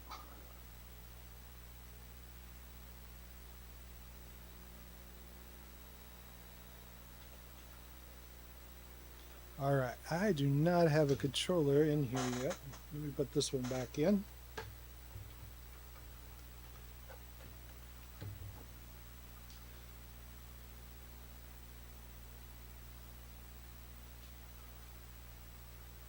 And hopefully that'll load up here. And while that's loading, we're going to jump over to the Atari in place of 2600. So let me get set here.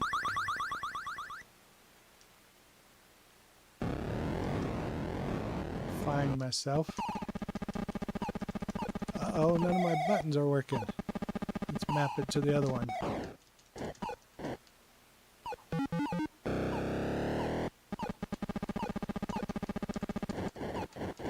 There we go. That's the one thing about this controller is that sometimes the map doesn't work when you set it up like it should.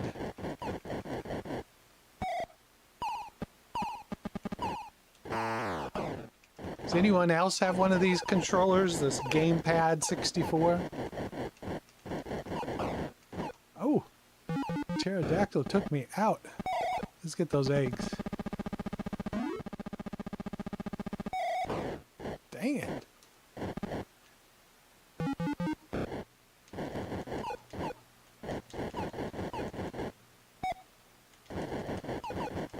Game's tough. Get that egg. Ooh, right over my head.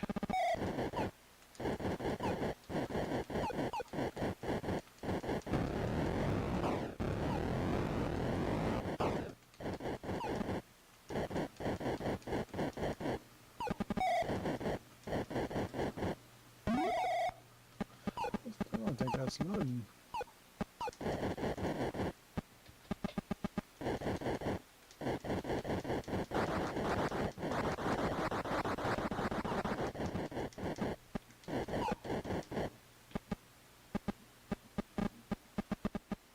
Darn it.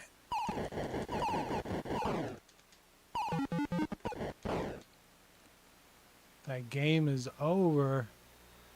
Let me check back here on my Commodore and see why it's struggling so much still.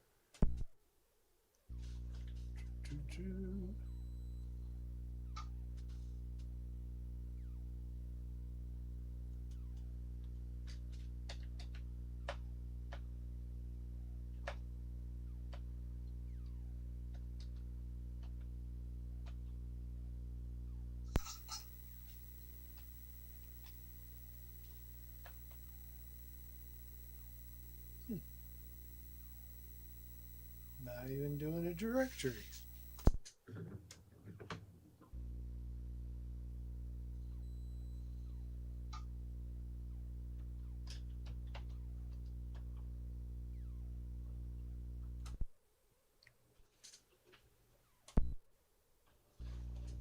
No worries, we'll come up with plan B in a little bit. Let's get back to Joust over here because I want to play it another round. And then we'll figure out the Commodore 64 here in a minute. Oh, it's changing my selects. I don't even want to change that. So beginner, one player, reset. Let's go.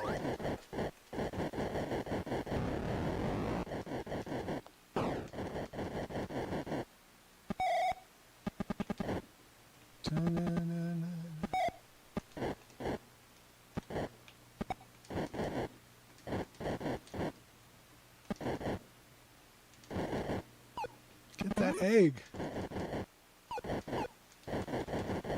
Alright, wave twos.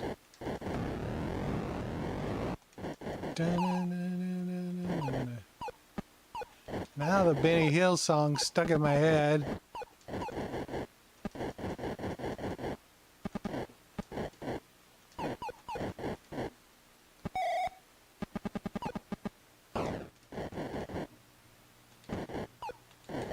Oh, get that egg.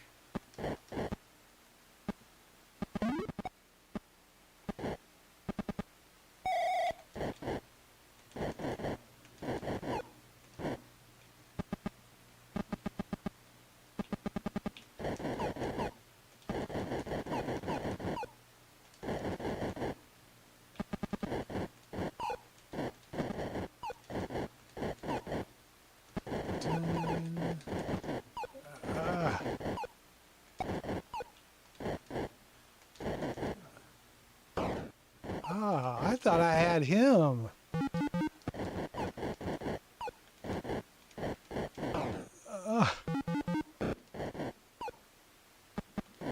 It's tough. This is a tough one.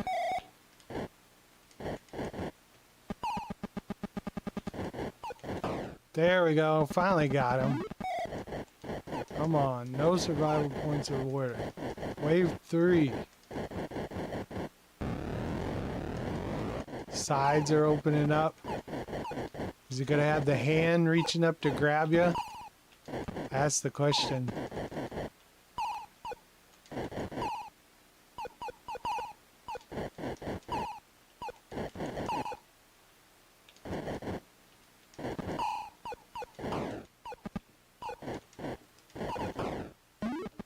Got it.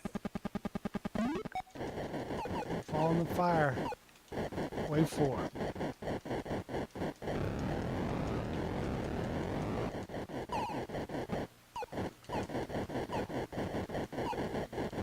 See, it looks like we got 60 people out there right now. That's awesome. Welcome to the channel. Tonight, if you're just joining us, we're playing the Atari 7800. comparing some of the games that are also on the Commodore 64 and voting. So far, the Atari is leading 3-1.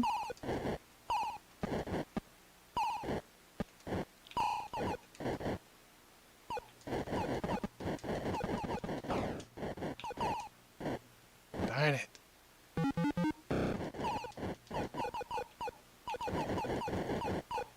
But we got a lot of retro gaming to go tonight. If you're new here, we do this every Friday. Always at 7 o'clock Central Time. I know a lot of you people are up late, like Garrett and Death Row over there in Germany. But if you're in Australia, it's Saturday or early morning. I assume same as in New Zealand, probably early morning. Matt, I don't know what time it is in Nova Scotia.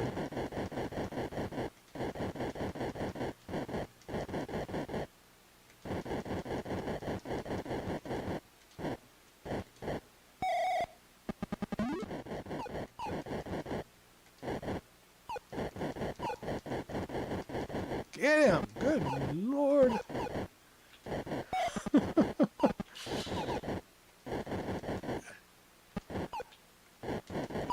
It's just a matter of time. He just outdueled me. So that's Joust on the Atari. Now let me see if I get this Commodore 64 working over here. I am going to actually grab a drive. So one more. Enjoy a little Sid.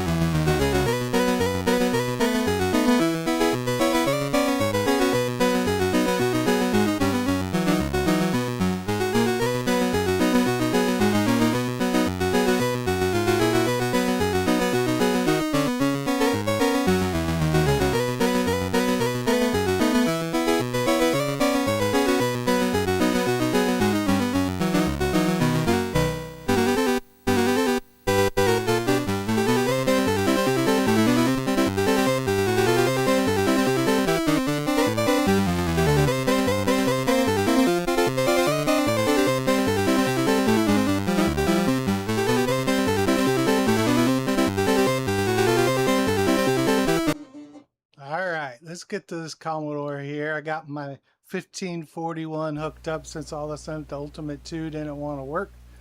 No big whoop, no worries. Let's see what we can do here.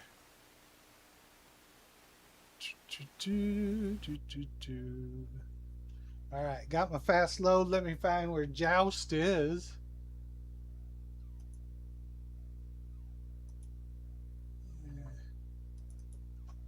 Anyone else use Durmaster for their Commodores on their PC to find their stuff? Joust. Case 1.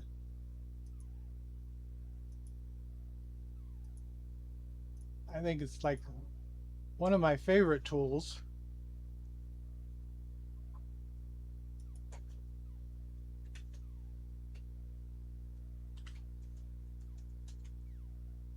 Let's see, it is on disk number 24, so we're going to load up here, grab 24. I think we played this the other day on one of the live streams.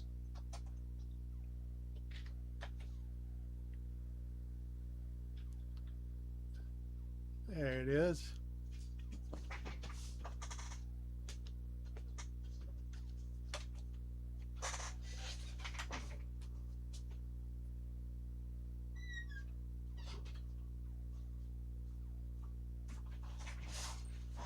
There we go. Took a little bit of work, but we got it going here. Now let's compare the Commodore 64 to the Atari 7800 one here. Let's do side by side. Boom. Let's get this started.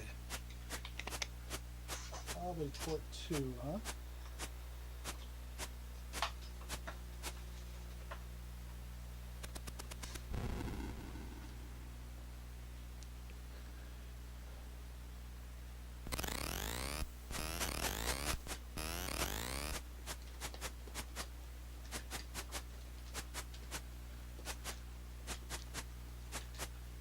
Oh, if I could get past that first thing. I'm stuck on it. Dang it.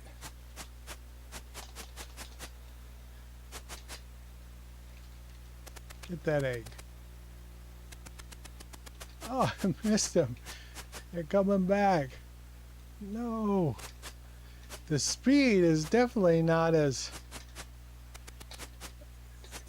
It's definitely a different game versus what I was just playing on the 7800. There's all the eggs. Now go get them.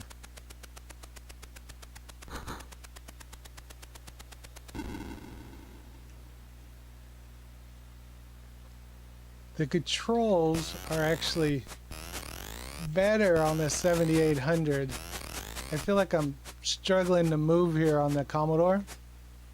And I keep getting stuck on these rocks. Ah, dang it.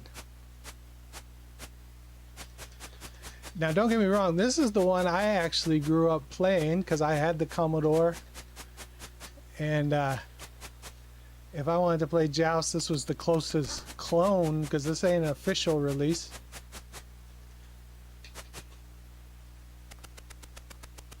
And I like this version, but now playing it back to back after the Atari 7800, I could tell a difference here.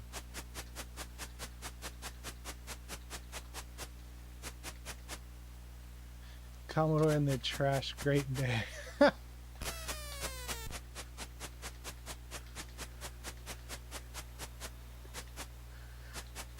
Christian, I did not know you didn't like Commodore.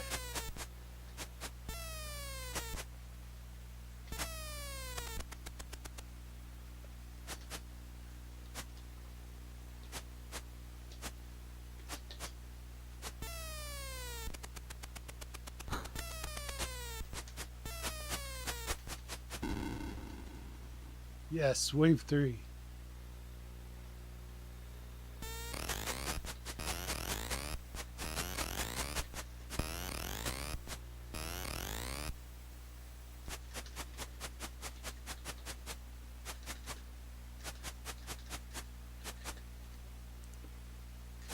So we got the lava opened up here. Hey, I grabbed that egg and that guy still came out. There we go. Ah, there's the hand reaching up and grabbing. I didn't see the hand in the other one, but I might not have got that far. I thought I did, but I love the hand coming up out of the lava grabbing.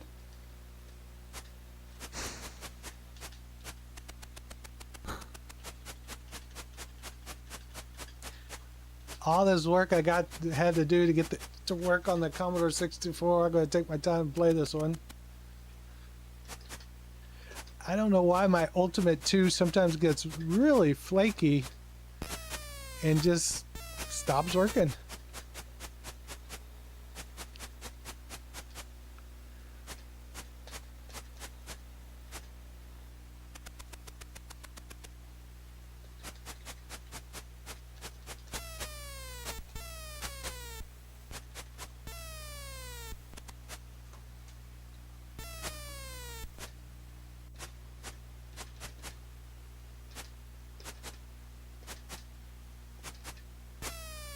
Ah, dang pterodactyl.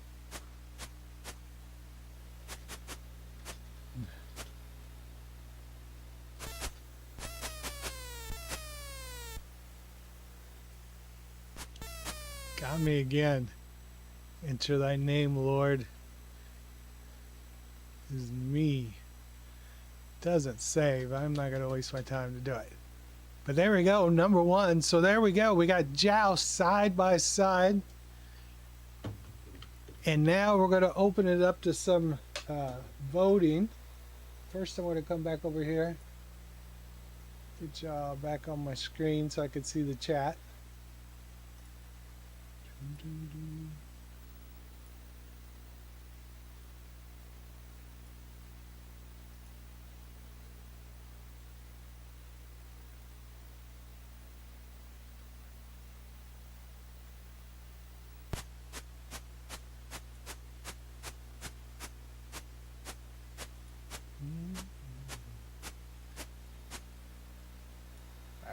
I'll make it a little bigger so I can read it easier. So let me open up voting here for Atari and Commodore 64. You pick which one's doing it for you. And let me see what's going on here in the chat. Love this game. Hey, Dark Underdog, good to see you. AAA, lots of A's out there. Commodore 64 is not getting any love on this one.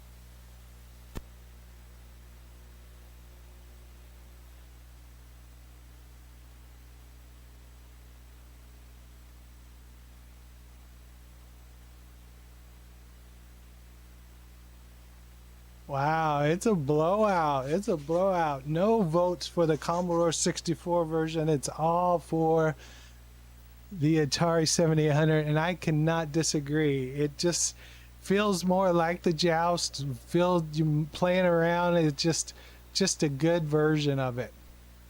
I love the little E though over there on the Commodore 64 screen for the Joust.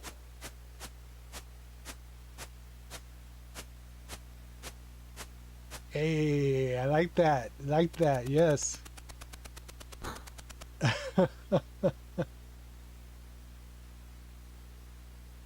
Mike Tyson versus Pee Wee.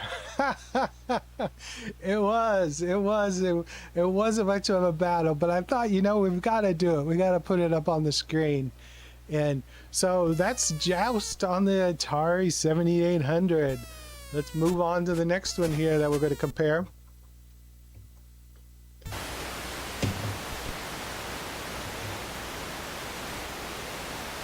And next up,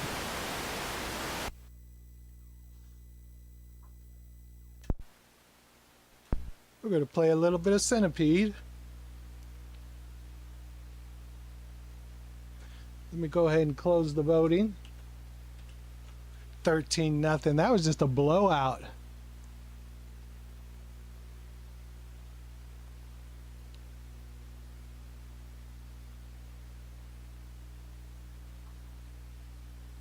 Create a convert to that, right? All right, so we're going to start here. Let me switch it over here so you can see the full screen of the 7800. Let me get my... I don't have the ball to roll here, so I gotta use my controller. Turn it back on. And hopefully we got it working. Let's play some Centipede. Let me see which button actually shoots. This one.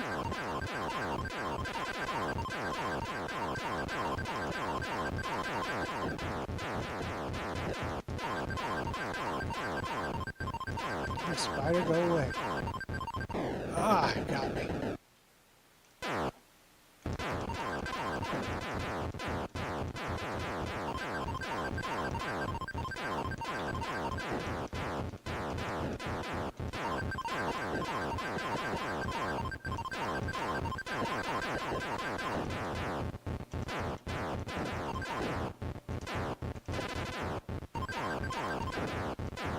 Come on. Oh, I thought he was still high enough it would have hit me. I misjudged that one big time.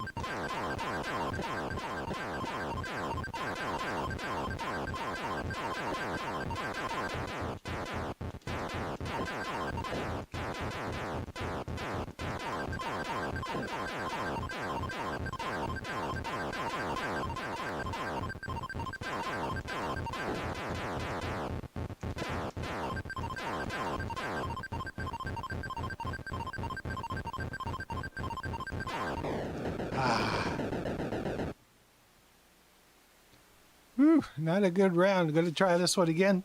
Just want to see what all the advanced. So I got advanced, expert, 2 players, alternating, dual player competition.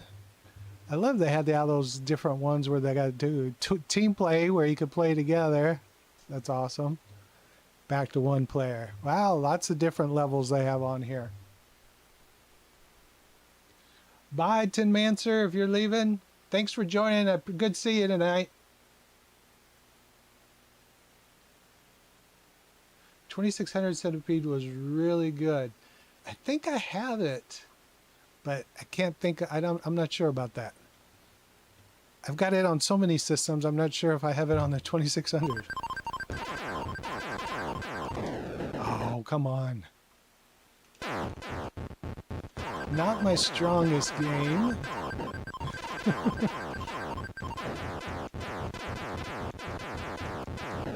I don't have my trackball.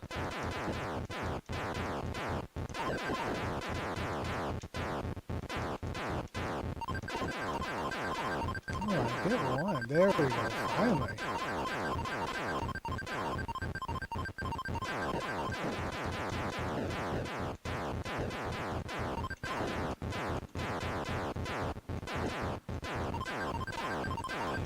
Hey Jerry, how's it coming with your Atari ST? You get everything working?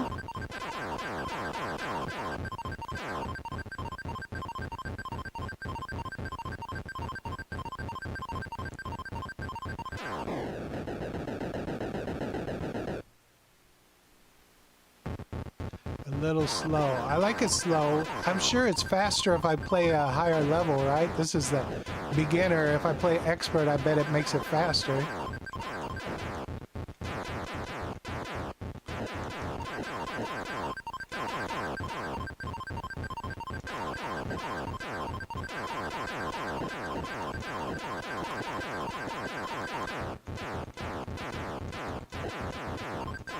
Come on.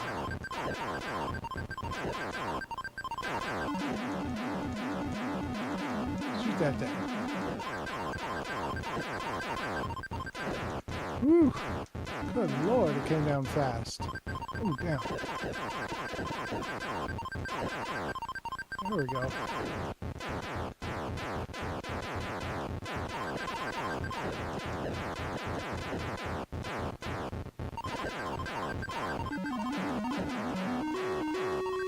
Ah. You dare me to do expert? I take that challenge on, Mr. Squeakers.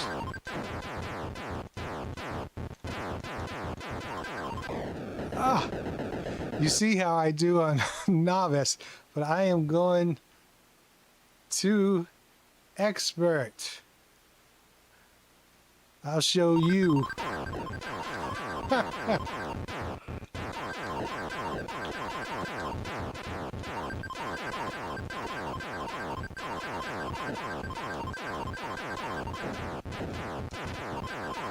Good God Almighty!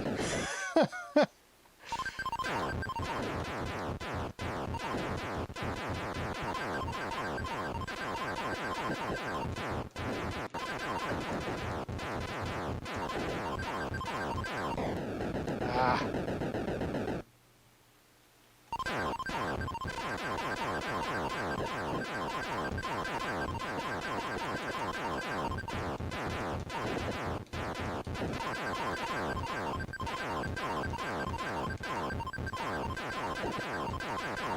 Get him! Look at that. Did you see that, Mr. Squeakers? You see that level I just finished on Expert?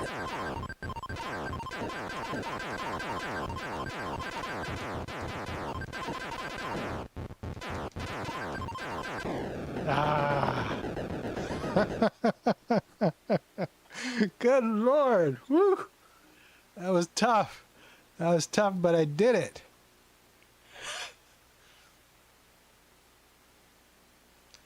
All right, let me catch up on the chat real quick here. What we got going on?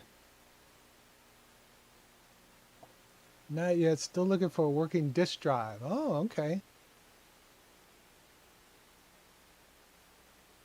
Yeah. Keep me updated on that. I'm interested how that goes. That was awesome. That fast of that was just ridiculous, crazy. Now there's the cartridge of Centipede for the Commodore 64. I'm gonna try to get my Ultimate going again here. It seemed the cartridges were working fine, but whatever reason the floppy didn't want to work.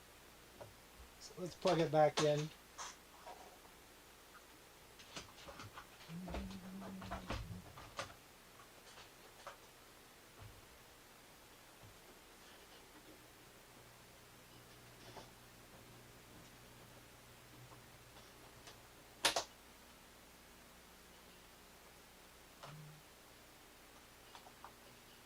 Fingers crossed. Let's go back to the Commodore now.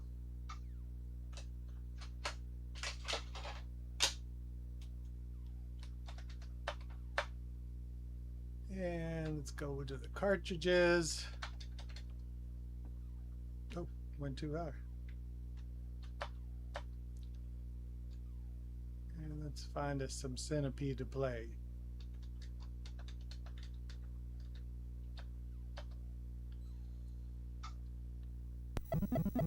There we go.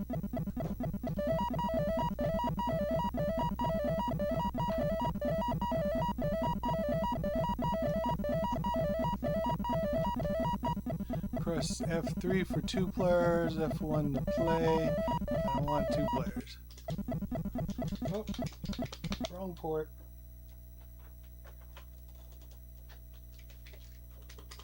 Uh-oh.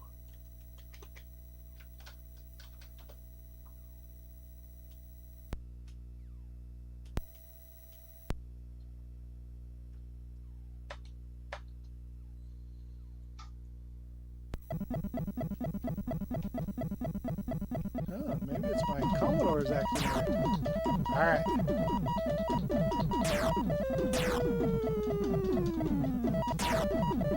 That's why you gotta have like 5 or 6 Commodores, because you never know when one's just gonna go kaput on you.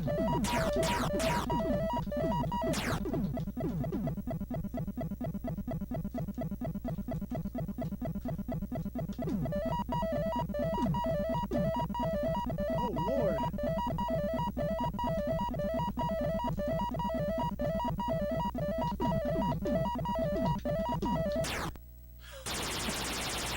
Dang it.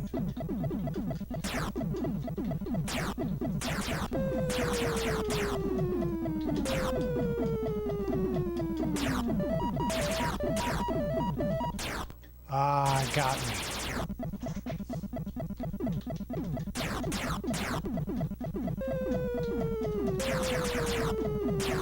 I didn't have anything dropping on the 7800 like this one has the dropping down.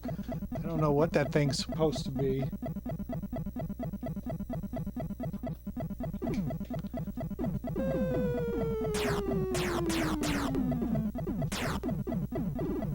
can hold down my button. Get him!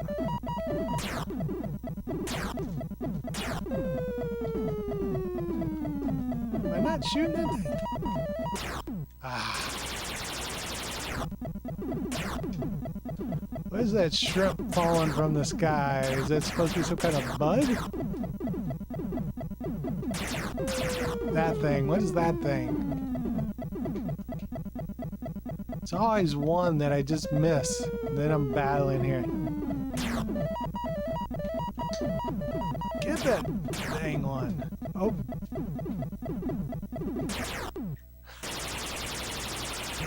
Struggling with this Commodore version.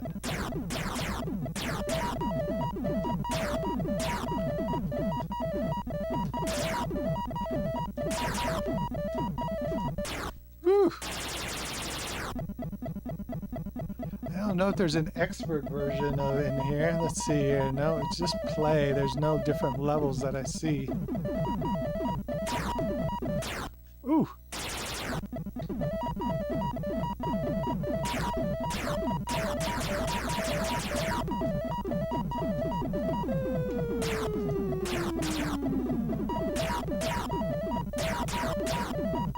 Oh, finally.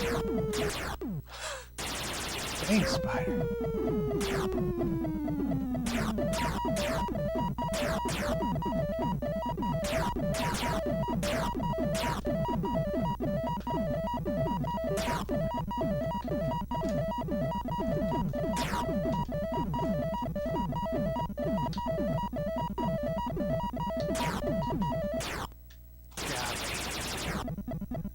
All right, well, that's the Commodore 64 version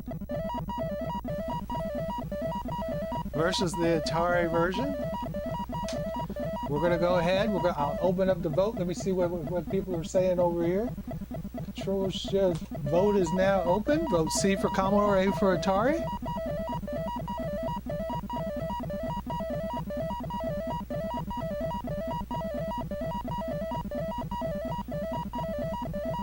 Atari is off to a head start.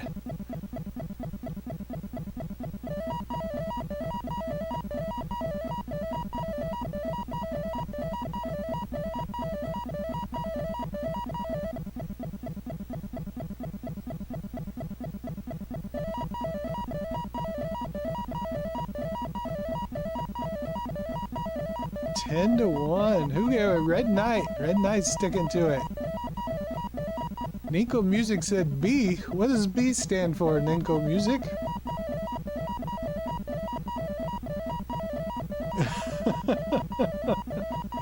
Does that mean tie? I always say I'm going to add tie to it. I haven't done that yet. Oh, I meant Atari. Boo Mart did A. Yeah, 12 to 1.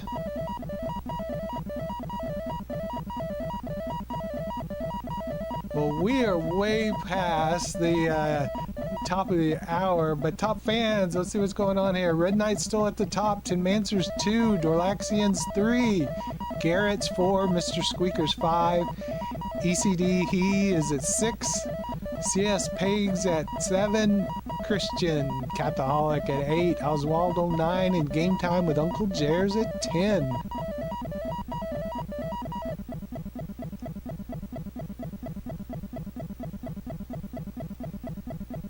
Love it, love it. Thank you guys. I love y'all hanging out and doing some retro gaming on Friday. All right, so Centipede again, another huge win by the Atari 7800. People are loving the 7800. So I'll take this one out. We already did Miss Pac-Man. And we're moving on to...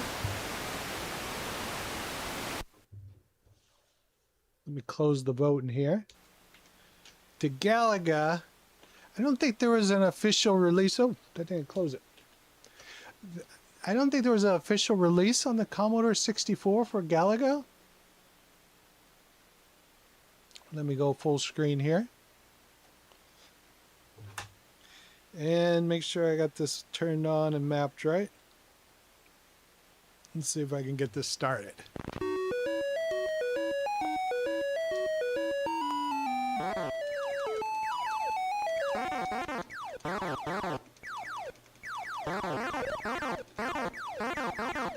Now this one, Mr. Squeakers, I used a lot of quarters playing this one.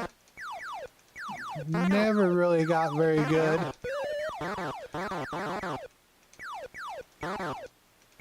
But I just love this one.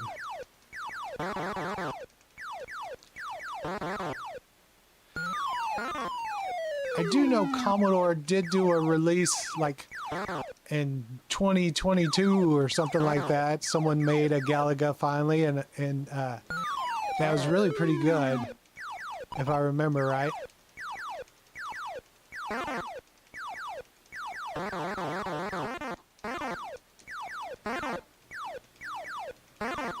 Was there a Galaga on the 2600? I don't have that cartridge. Or I don't even know if they made one for the 2600.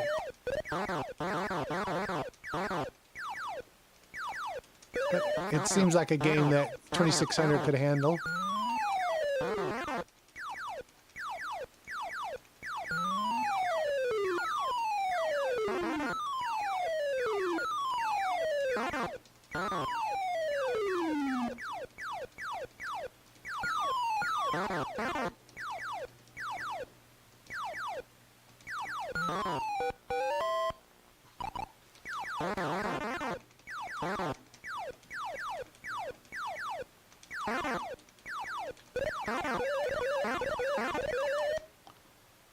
Hot dog. And then I miss all these.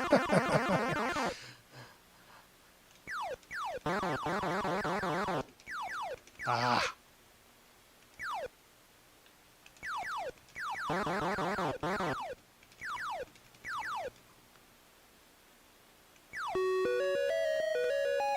Number of hits 31, bonus 3100.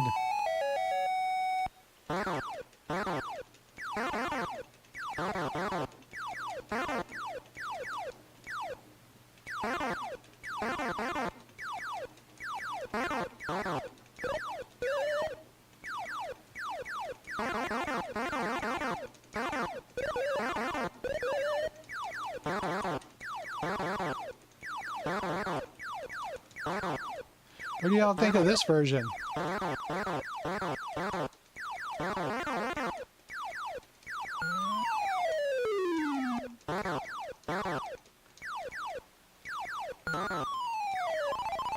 Oh, I want to be captured.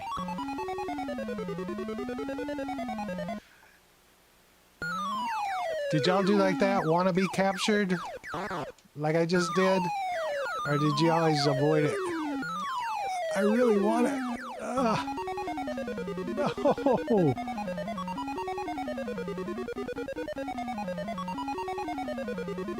I was gonna say, did I break it?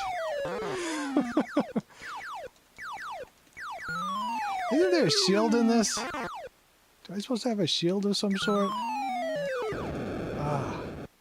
Thought there was a shield of some sort. Am I wrong?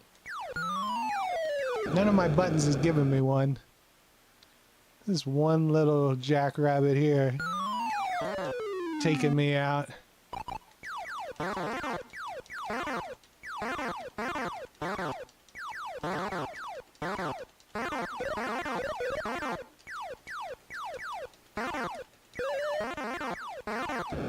Ah, shoot.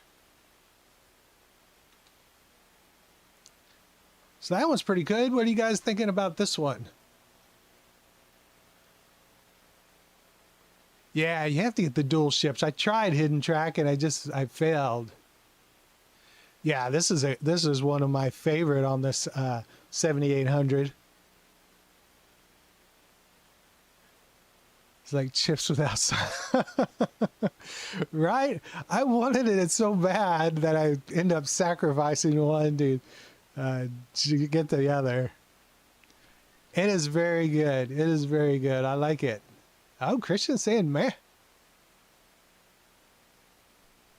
Hey, Bonnie, welcome back to the stream. Hey, there's that Christian Collins back on here too. Yeah, it's pretty cool for obviously it came 2 years later. I understand that, you know, 1984, but not released till 86, but still. That's good, Mr. Squeakers. You need to, because it's a great system. It really is. They have a lot of cool classic games on here, and they port it over really well from the arcade.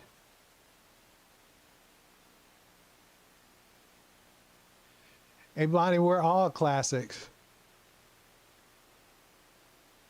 Yeah, you got to try it out. Like I said, the Commodore version is someone created it really long ago, and I'm not sure if I found it yesterday. Let me see if I can turn it on, see if I have any luck finding it here, or at least getting it to run since it's been so flaky tonight.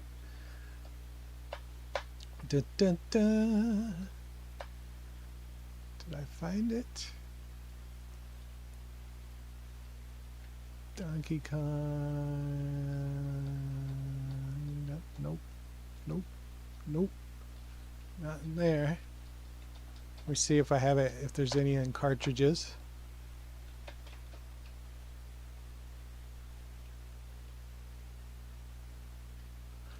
We got Galaxian.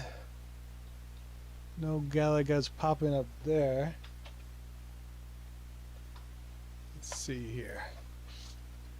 Galaga.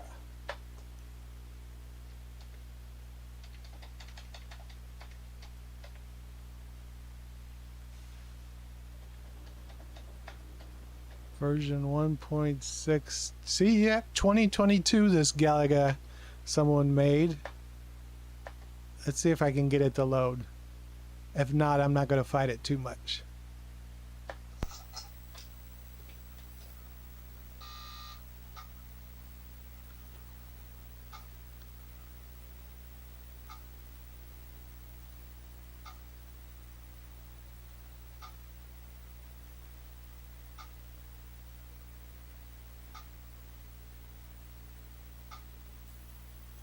You gotta go eat, Ninko Music. Alrighty. Yeah, just be right back. I'm sure we'll be here.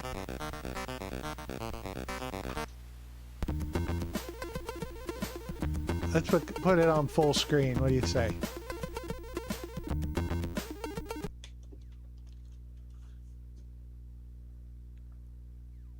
I've never played this before. Just loading it up first time with you guys right now. Joy to right equals no. Joy to left equals yes. What does that mean? Oh, hold it to the left probably means yes. Okay, I gotcha. RAM okay, ROM okay, good. Let's see if it plays. Dun dun dun. Says I'm okay.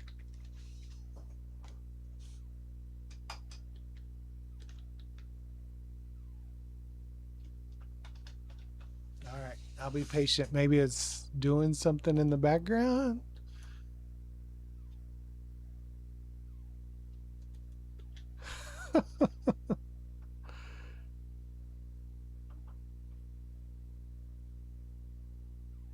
Right? It was doing just fine, and now I said RAM okay, ROM okay, and it just locks up. My Commodore's fighting me tonight. That's all right. I'm not gonna fight it. Hey, is GDL Arcade still out there? GDL, are you still here, or have you left? Because we were gonna play Toy Bazaar on behalf of his birthday. His birthday was on Monday, and to celebrate his birthday, he asked that we play some Toy Bazaar. And I don't know if he's still here or not. But even if he's not here, we're going to play it anyway. Yeah, that one just did not want to work there. That's okay. It's even games from 2022. So, It might be something with the compatibility. You're right. I'm not going to take the time to fight with it tonight. I am going to go load up something completely different.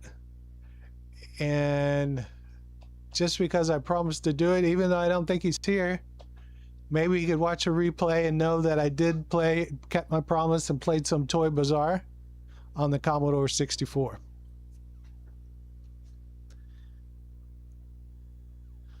Do y'all remember this one from Activision? We got Twirly, Springer, Whirly, and Scooter. All right, let me see if I can get it going. Maybe it's joystick 1. Maybe not.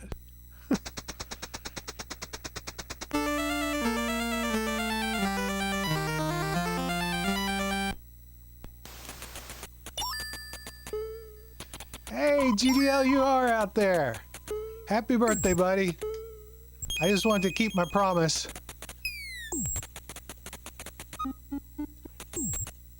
I gotta remember how to play this. It's kind of like Mario Bros, right? I think I hit those. Oh, I could hit one. I couldn't hit both of them.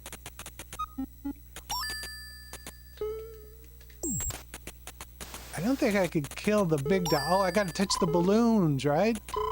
Oh. The balloons make more, so you gotta try to pop the balloons. Ah, he got me. It's kind of coming back to me now. Oh, that dang doll. She's tough. Big heifer. There we go. I think I can get this one too. This one I can get. Alright. Pop the balloons. Oh no. Oh, darn it. I didn't make it in time. Ah, got me.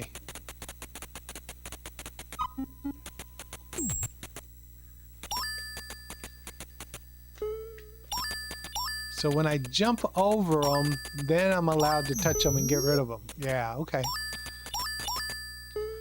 Sorry, just talking to myself out loud, guys, because I'm trying to remember how to play this game. It's been so many years. Literally, but this came out in 84, so probably 84, 85 was the last time I played this. Only 41 years ago. This is a good one, though. Good pick, GDL Arcade. Hey, I made it to hour 2. But you can't kill the lady, right? Or the doll there, right? Gotta get the balloons so they don't make more. Ah, it got me.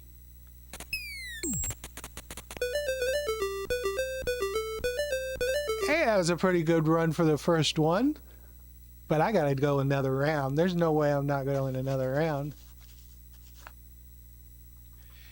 Agreed, Jer. Activision had such cool games, right? But you definitely had to steal this from Mario Brothers, right? This was not original idea.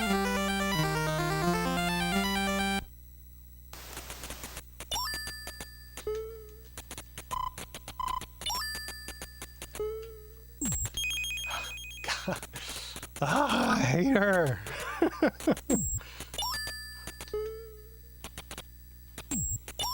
Okay, I think I can at least touch one of these. Now I can touch them both. Alright, can knock them out. Get the balloons. Get the balloon. Darn it. Oh. It's tough though. It's definitely a tough game. But I really, really like it.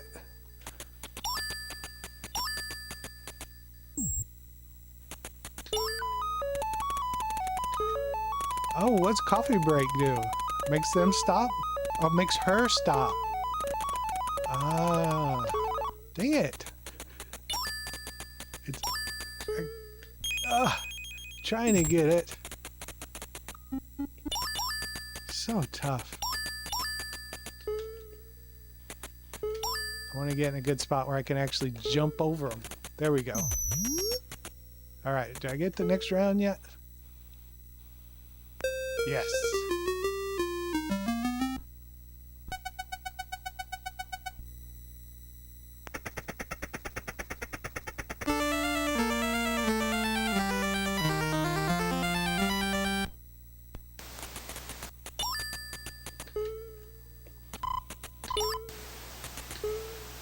Get the balloons.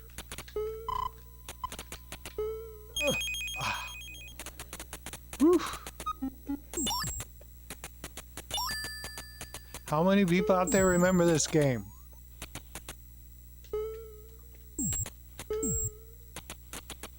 Might jump them on and then like take them all out. Get the balloon. Oh, darn it. Extra guy. Heck yeah.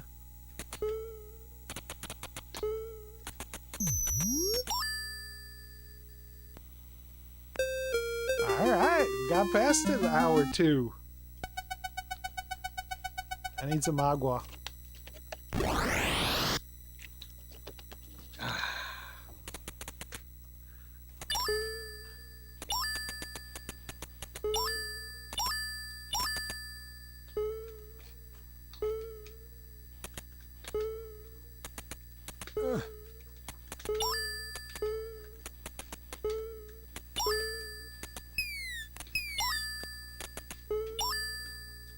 I shut them all off. Oh.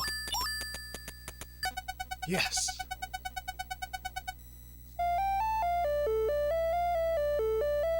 $3,000 bonus points. Heck yeah.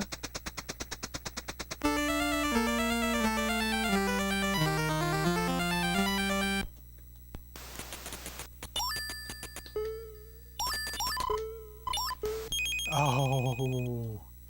No, you didn't.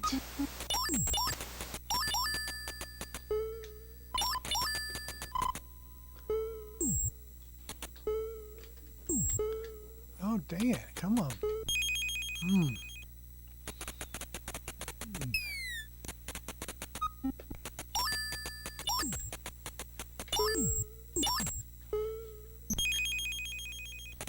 You haven't seen a while, Scotty. Scotty doesn't know. He's been here in a couple of the lives. I haven't seen him in a little while.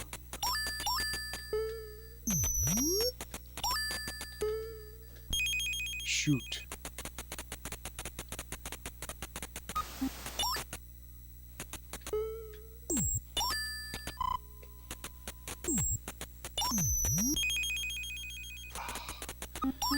She's driving me crazy.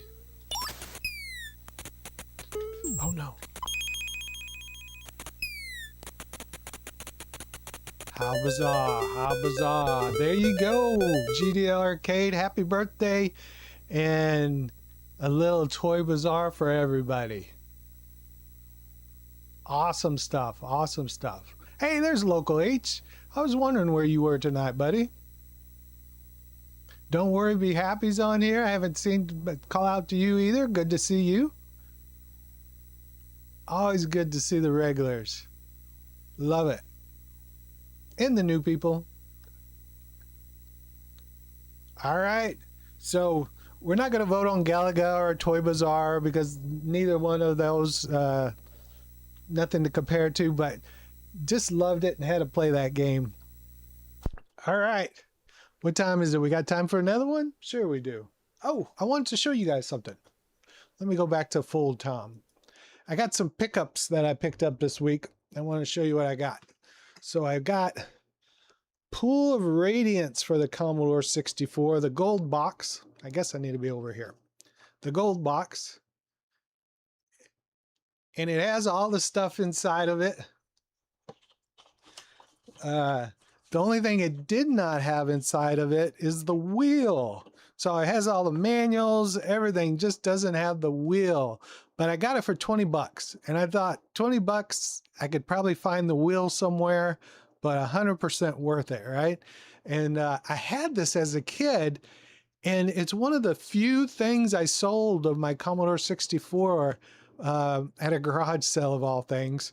And I was just like, why in the world did I do that? Someone actually sent me this when I was a CISOP, when I ran Temple of Syrinx, and they sent me this game for trade for credits so they could download stuff off my BBSs. And I thought that was a sweet deal, but unfortunately I didn't have it anymore and I wanted to add it back to my collection. So pick that up this week. And then one more I want to show you. Basically, number 2. Also, the curse of the Azure bonds. Again, everything's in here except the wheels. So what did I do? I went out on eBay and looking for wheels, and I found them. For these two games, the same person was selling, not the same person, but someone was selling both wheels. And so I ordered those, and those are on the way. So that cost me 10 more dollars. So $20 for each of these, and then 10 more dollars for the wheels. So they're coming from eBay, and I should have them by the end of next week. So I thought that was really cool, adding that to my collection. I just wanted to share that with you guys.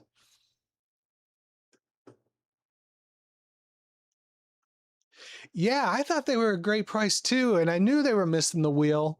Um, hey, Retro Gamer Gen X, good to see you, brother. I was talking about you earlier in the stream that I stopped by and visited your live stream.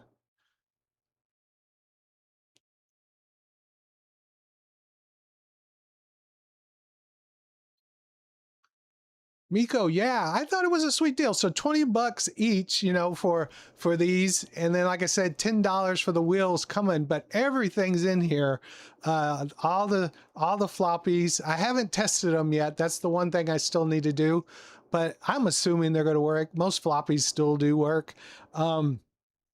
And they were in pretty good shape. And for 20 bucks, most people are asking like 90. I saw them all over different range from 50 to 90. And I was like, that's crazy. So when I saw these so cheap, I had to snag them.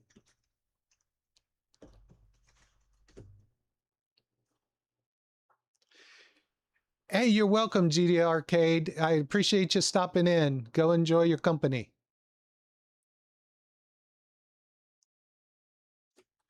Yeah, they run real high in prices. So like I said, it was nice to snag them. And I'll test them and check them out and probably make some kind of video out of it. But yeah, I was happy to get it and get it back in my collection again. Nice, nice.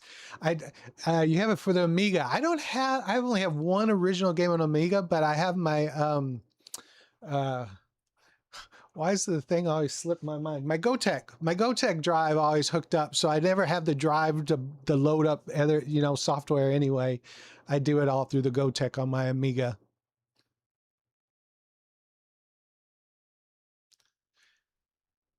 Retro Gamer Gen X. See, there's my big old apple over there, and then I'd have to move it over here.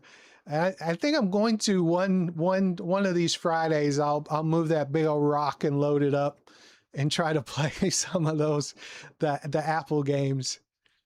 You had a lot of originals, so yeah. Oh, you have a lot of Amiga originals too. That's awesome.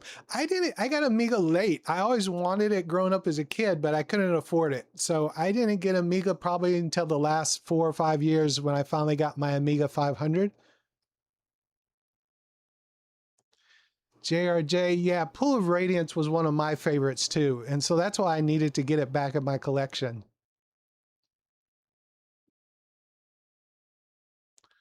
This is the Kill 'Em All. That's right. You got to load up the Metallica while you're playing. Love it. Love it. Oh, speaking of his Mattel video, did you see his arcade video? That thing blew up, and that was really good. I really liked that one too. Retro Gamer Gen X. I loved your arcade video. Good stuff. Good stuff. If y'all haven't checked out his channel, you should go check it out.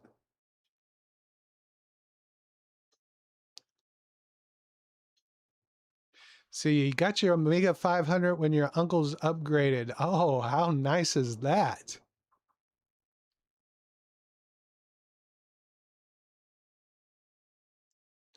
You could port your party from one game to another. Oh, so you're saying from the Pool of Radiance, I could port my party over to the Curse?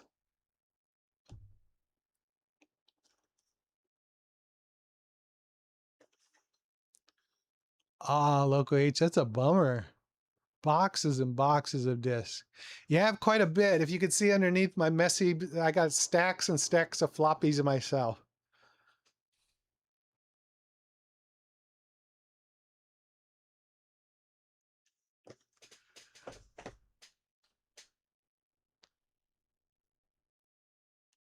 Ah, I think I have that one too. No, I have Heroes of the Lance is the one that I'm looking up at right now. I don't have that one. I need to get that. You like that one over Hills Far. Okay, cool. All right, let's play one more game. And not a comparison, just another one on the Atari 7800. And I don't think there is a good Xevious on the Commodore 64. But I like this version. Let me pull it up here. Of Xevious. And this is another one where you got to have the 2-button mode. If you just have 1 button, you can't really play this one. So I'm going to try to map my gamepad 64 here to match, supposed to match the 7800 controller. Let's see if it actually works. And let's start this. Let's play this. Let's see, can I shoot? Okay, that's my bomb. That's my shoot. Yep, that's working. So 1 button shoots, the other one bombs.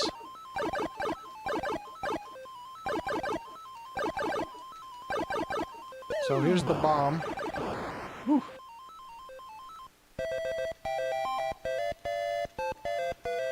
There are a lot more Atari 7800 games that I have that we did not get to tonight, but we will have another Atari 7800 game night in the near future. You know me, my ADD, I'm always trying something different.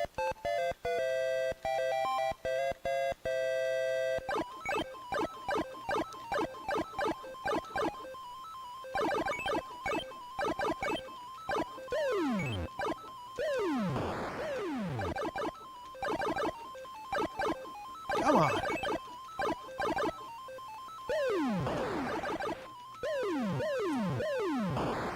I guess I have unlimited bombs. I don't see them counting down anything, so that's a good thing.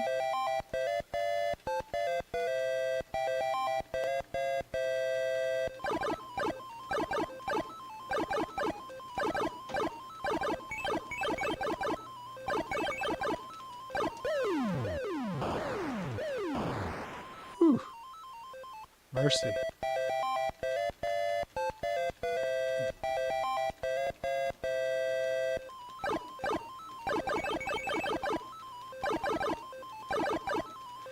If y'all are just joining, I'm also multi-streaming to Twitch. It's my first stream over there. I don't even have one person on there, but I thought, why not? So if you like Twitch better, it's always an option. All this live streaming stuff's new to me. Such a fun game. It's an awesome game. Gotta play one. Gotta go another round.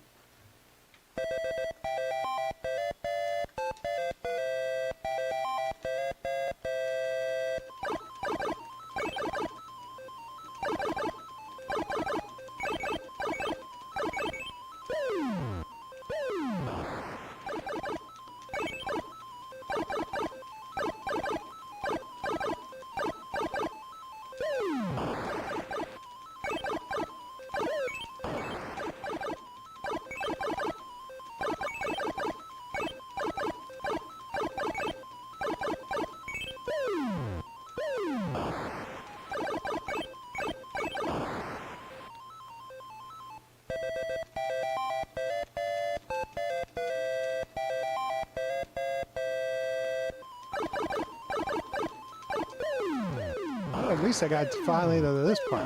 Oh.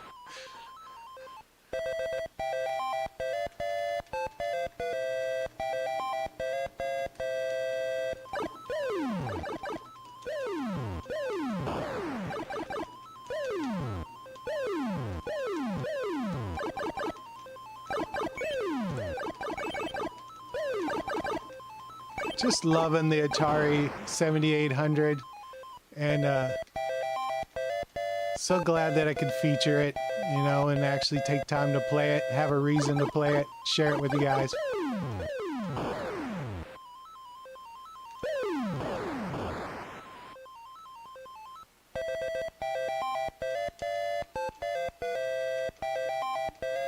I am not doing well on this one, but I noticed from the 10 streams that I've done, I get tired by the end of the stream, and my kind of not the same reaction speed and time. All right, so that's Xevious on the Atari 7800, and that concludes Atari 7800 night. But that doesn't mean we're done yet. Just like we always do at the end, just gonna hang around, talk a little bit, see what you guys are up to. You got any questions? Read the chat. I'm in no hurry to go anywhere, and if y'all aren't either, you know, feel free to hang out. But that's everything. That's all the different games. That's the cool Atari 7800 system, and I hope you like it. To wrap it up, it blew away the Commodore 64 in the challenge. Commodore only won one game, which was Dig Dug. All the other ones that were on the two systems, the Atari 7800, just dominated.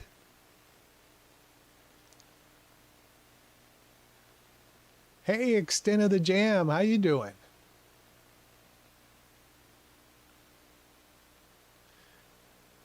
Camphor Dance, good to see you. J.R. Jefferson, yeah, I already saw you. Tin Mancer, peace out. Thank you so much for always joining. I appreciate it, brother. I'm glad you enjoyed the stream. Later, J.R. Jefferson.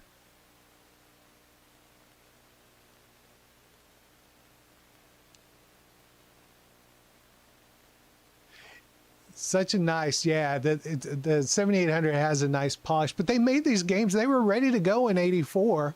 They just didn't come out till 86.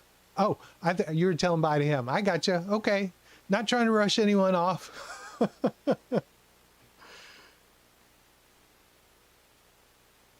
Alpha, I'm glad you enjoyed the video. I'm glad you enjoyed the stream. Thank you for being here. I appreciate it. We do it every Friday. I think we had 60 something concurrent. So I think that was a record. I think we were really high. So a lot of people in the streams. Let's check out, see where the top fans were for the night. Red Knight stayed at 1, Tin Mancer at 2, Dorlaxian stayed at 3, Garrett 4, Mr. Squeakers 5, Punk Rock Biker at 6, ECD 8, he stayed at 7, CS Pags 007 at 8, Christian Catholic at 9, and Oswaldo at 10. Random Bits, you're at 11, and Jerry, you're at 12. Oh, and Sir Alamy, all these regulars. Love seeing the same regular names. Thank all you guys for joining me. It's so fun to hang out. Local H, I'm glad you got to join part of it too. Again, it's going to be posted out there so you can go watch it again. And you can also, I'm going to make a shortened version I call Director's Cut, where you can actually just see it. Thank you, Hidden Track. I appreciate it. I got to look into the music so you don't have to hear the same Cheers theme over and over. It was my first time, so I'll see what I could do to get different ones. It's actually a video it plays, and it actually has like 16 minutes of different Sid songs. So maybe I'll break them up into different scenes or something. I'll figure it out. But I like the Sid music. But yeah, I'm sure you get tired of hearing Cheers and Benny Hill. For the people who don't know, just so you know, this is what we're talking about.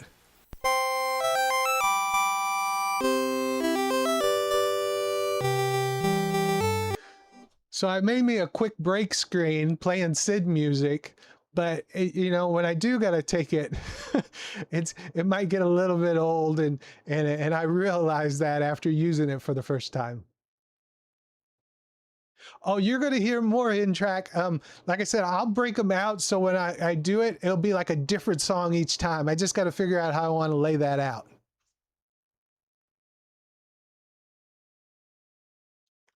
Yeah, I love the Sid songs, and I love going back, and it brings back so many. In fact, I made a few of them. I don't know if I could push it along faster. Let me see.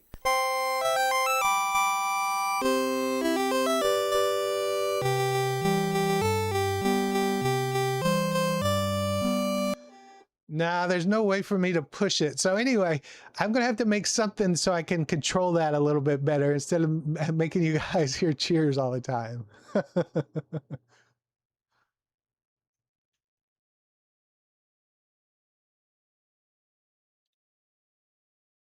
Yeah, I love Benny Hill. I used to watch that too. Was that on HBO? Is that where they used to when we were kids growing up? Wasn't Benny Hill on HBO?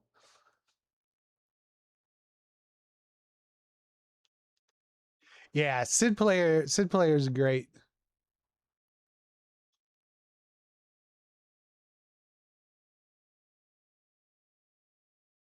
Oh, really? I didn't know that. I just know I got it. It was from like Compute Gazette. Had a whole big book, and I actually my brother played guitar. I would get his guitar magazines, and I would put the songs that came in the guitar magazine into Sid Player and make my own. Watched it on PBS. Was it on PBS in the 80s? Maybe I'm wrong. Maybe it wasn't on HBO. I just know I watched it. It was good stuff.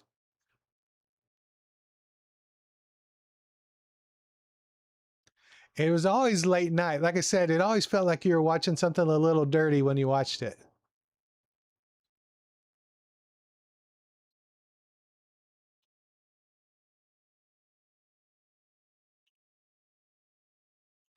The young ones I'd watch on MTV is where I remember seeing the young ones for the first time. Late at night, also. Yeah, MTV. Dorlaxian's, icon always reminds me of that. UHF channel affiliate. Okay. Yeah, the young ones were awesome. Yeah, my memory isn't the same either.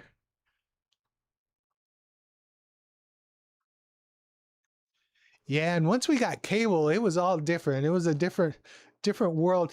Do y'all remember the cable box? We actually you had to get up still. It wasn't a remote, but you had to push the buttons on the top, and you had like 1 through 20, and then you had a little slider, and you could go to the next one to have 20 through 40, and you had to click on the different box.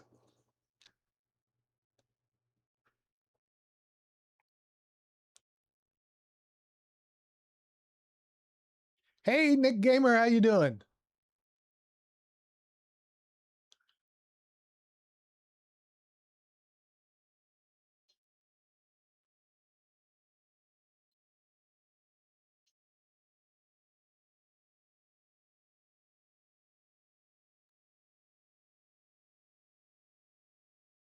Yeah, yeah, it was a wood grain cable box. That's what we had too. I remember wood grain on the side, and then, like I said, the switches, not a remote. You had to go up there and hit the different switches, and you're just clicking through each one trying to find something to watch.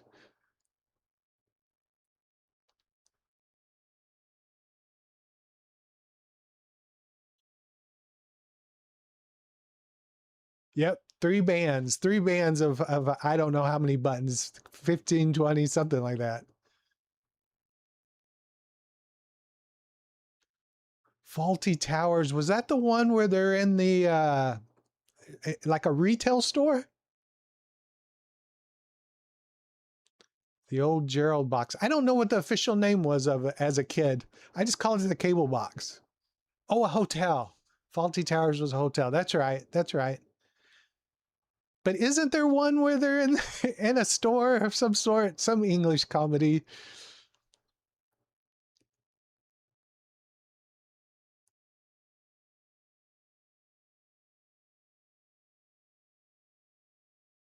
I'll have to Google Gerald box, see what that brings up. Playboy. I couldn't get Playboy. Playboy was the scrambled channel, right? You'd get there and it was all scrambled and you're just kind of watching it, trying to make out anything and everything, and you couldn't really see anything. Oh, Are You Being Served? That's it. That's the one I was thinking of. Thank you, Kim, for dance.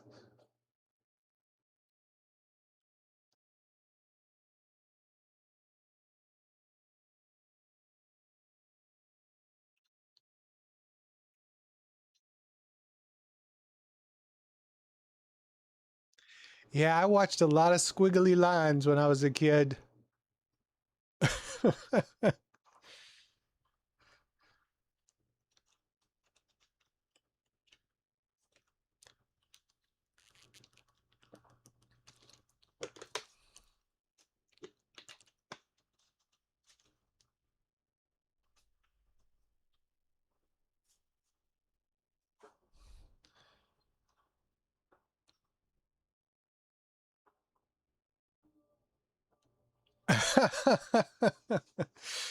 I don't know if that would have worked.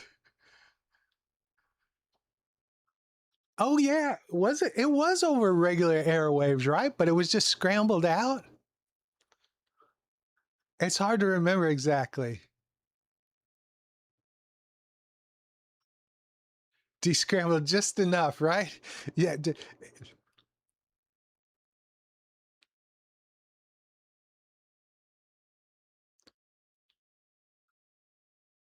just for HBO. I remember when people used to get those huge satellites in their backyard that would usually get struck by lightning and then wouldn't last very long.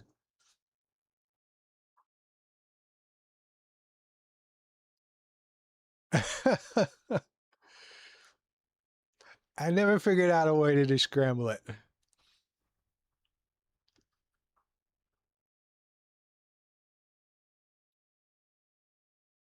USA up all night. Yeah. Those also were like Benny Hill. They always felt a little dirty.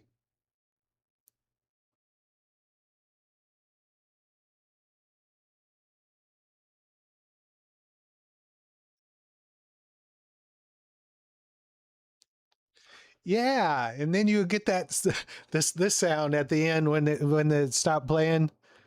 You'd get the sound of the static.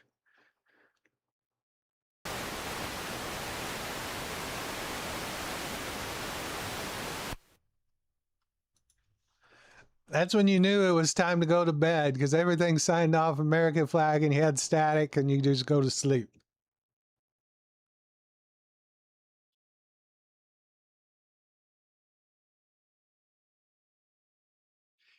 Yeah, that HBO intro was legendary. Good times. That was awesome. I think our neighbor had like this huge tower with satellite, and somehow he shared it with my dad, and that's how we got the first like HBO and stuff. Free over the air using his satellite. MTV was the best back in them days. The music was the best.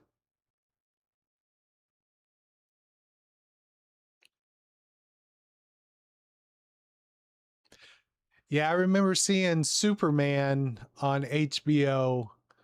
It's the first movie I can remember watching on HBO was Superman.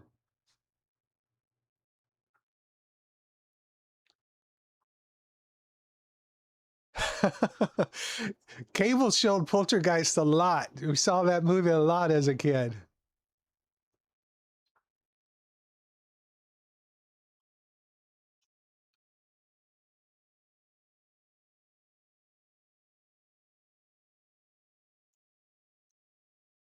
Oh wow! So you saw the very first one. I think I we didn't get MTV immediately when it first came out. I first saw it. We were traveling. Someone else had MTV, and I remember staying. We slept on their living room floor and just watched MTV all night long. It was so awesome.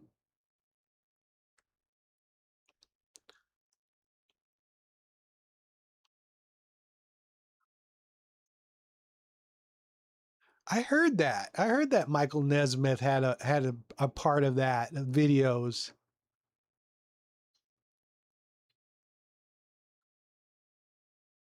Huge fan of the monkeys. In fact, MTV showed the monkeys.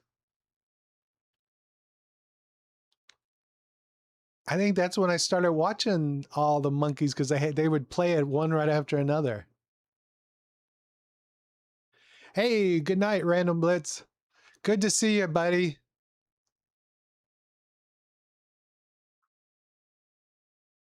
Have a good night.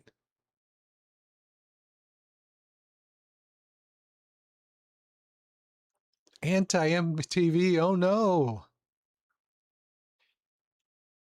Hey, no worries, no worries. Good to see ya. I'm going to call it myself, guys. So bye, Random Bits. Bye, Retro Gamer. Bye, everybody. Thank you all so much for joining. Remember, we do this every Friday at 7 o'clock.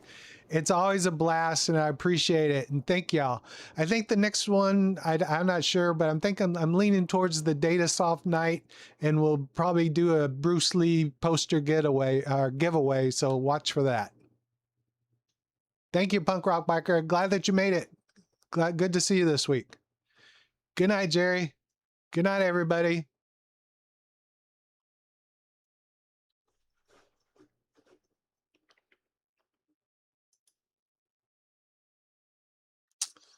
Let's see here.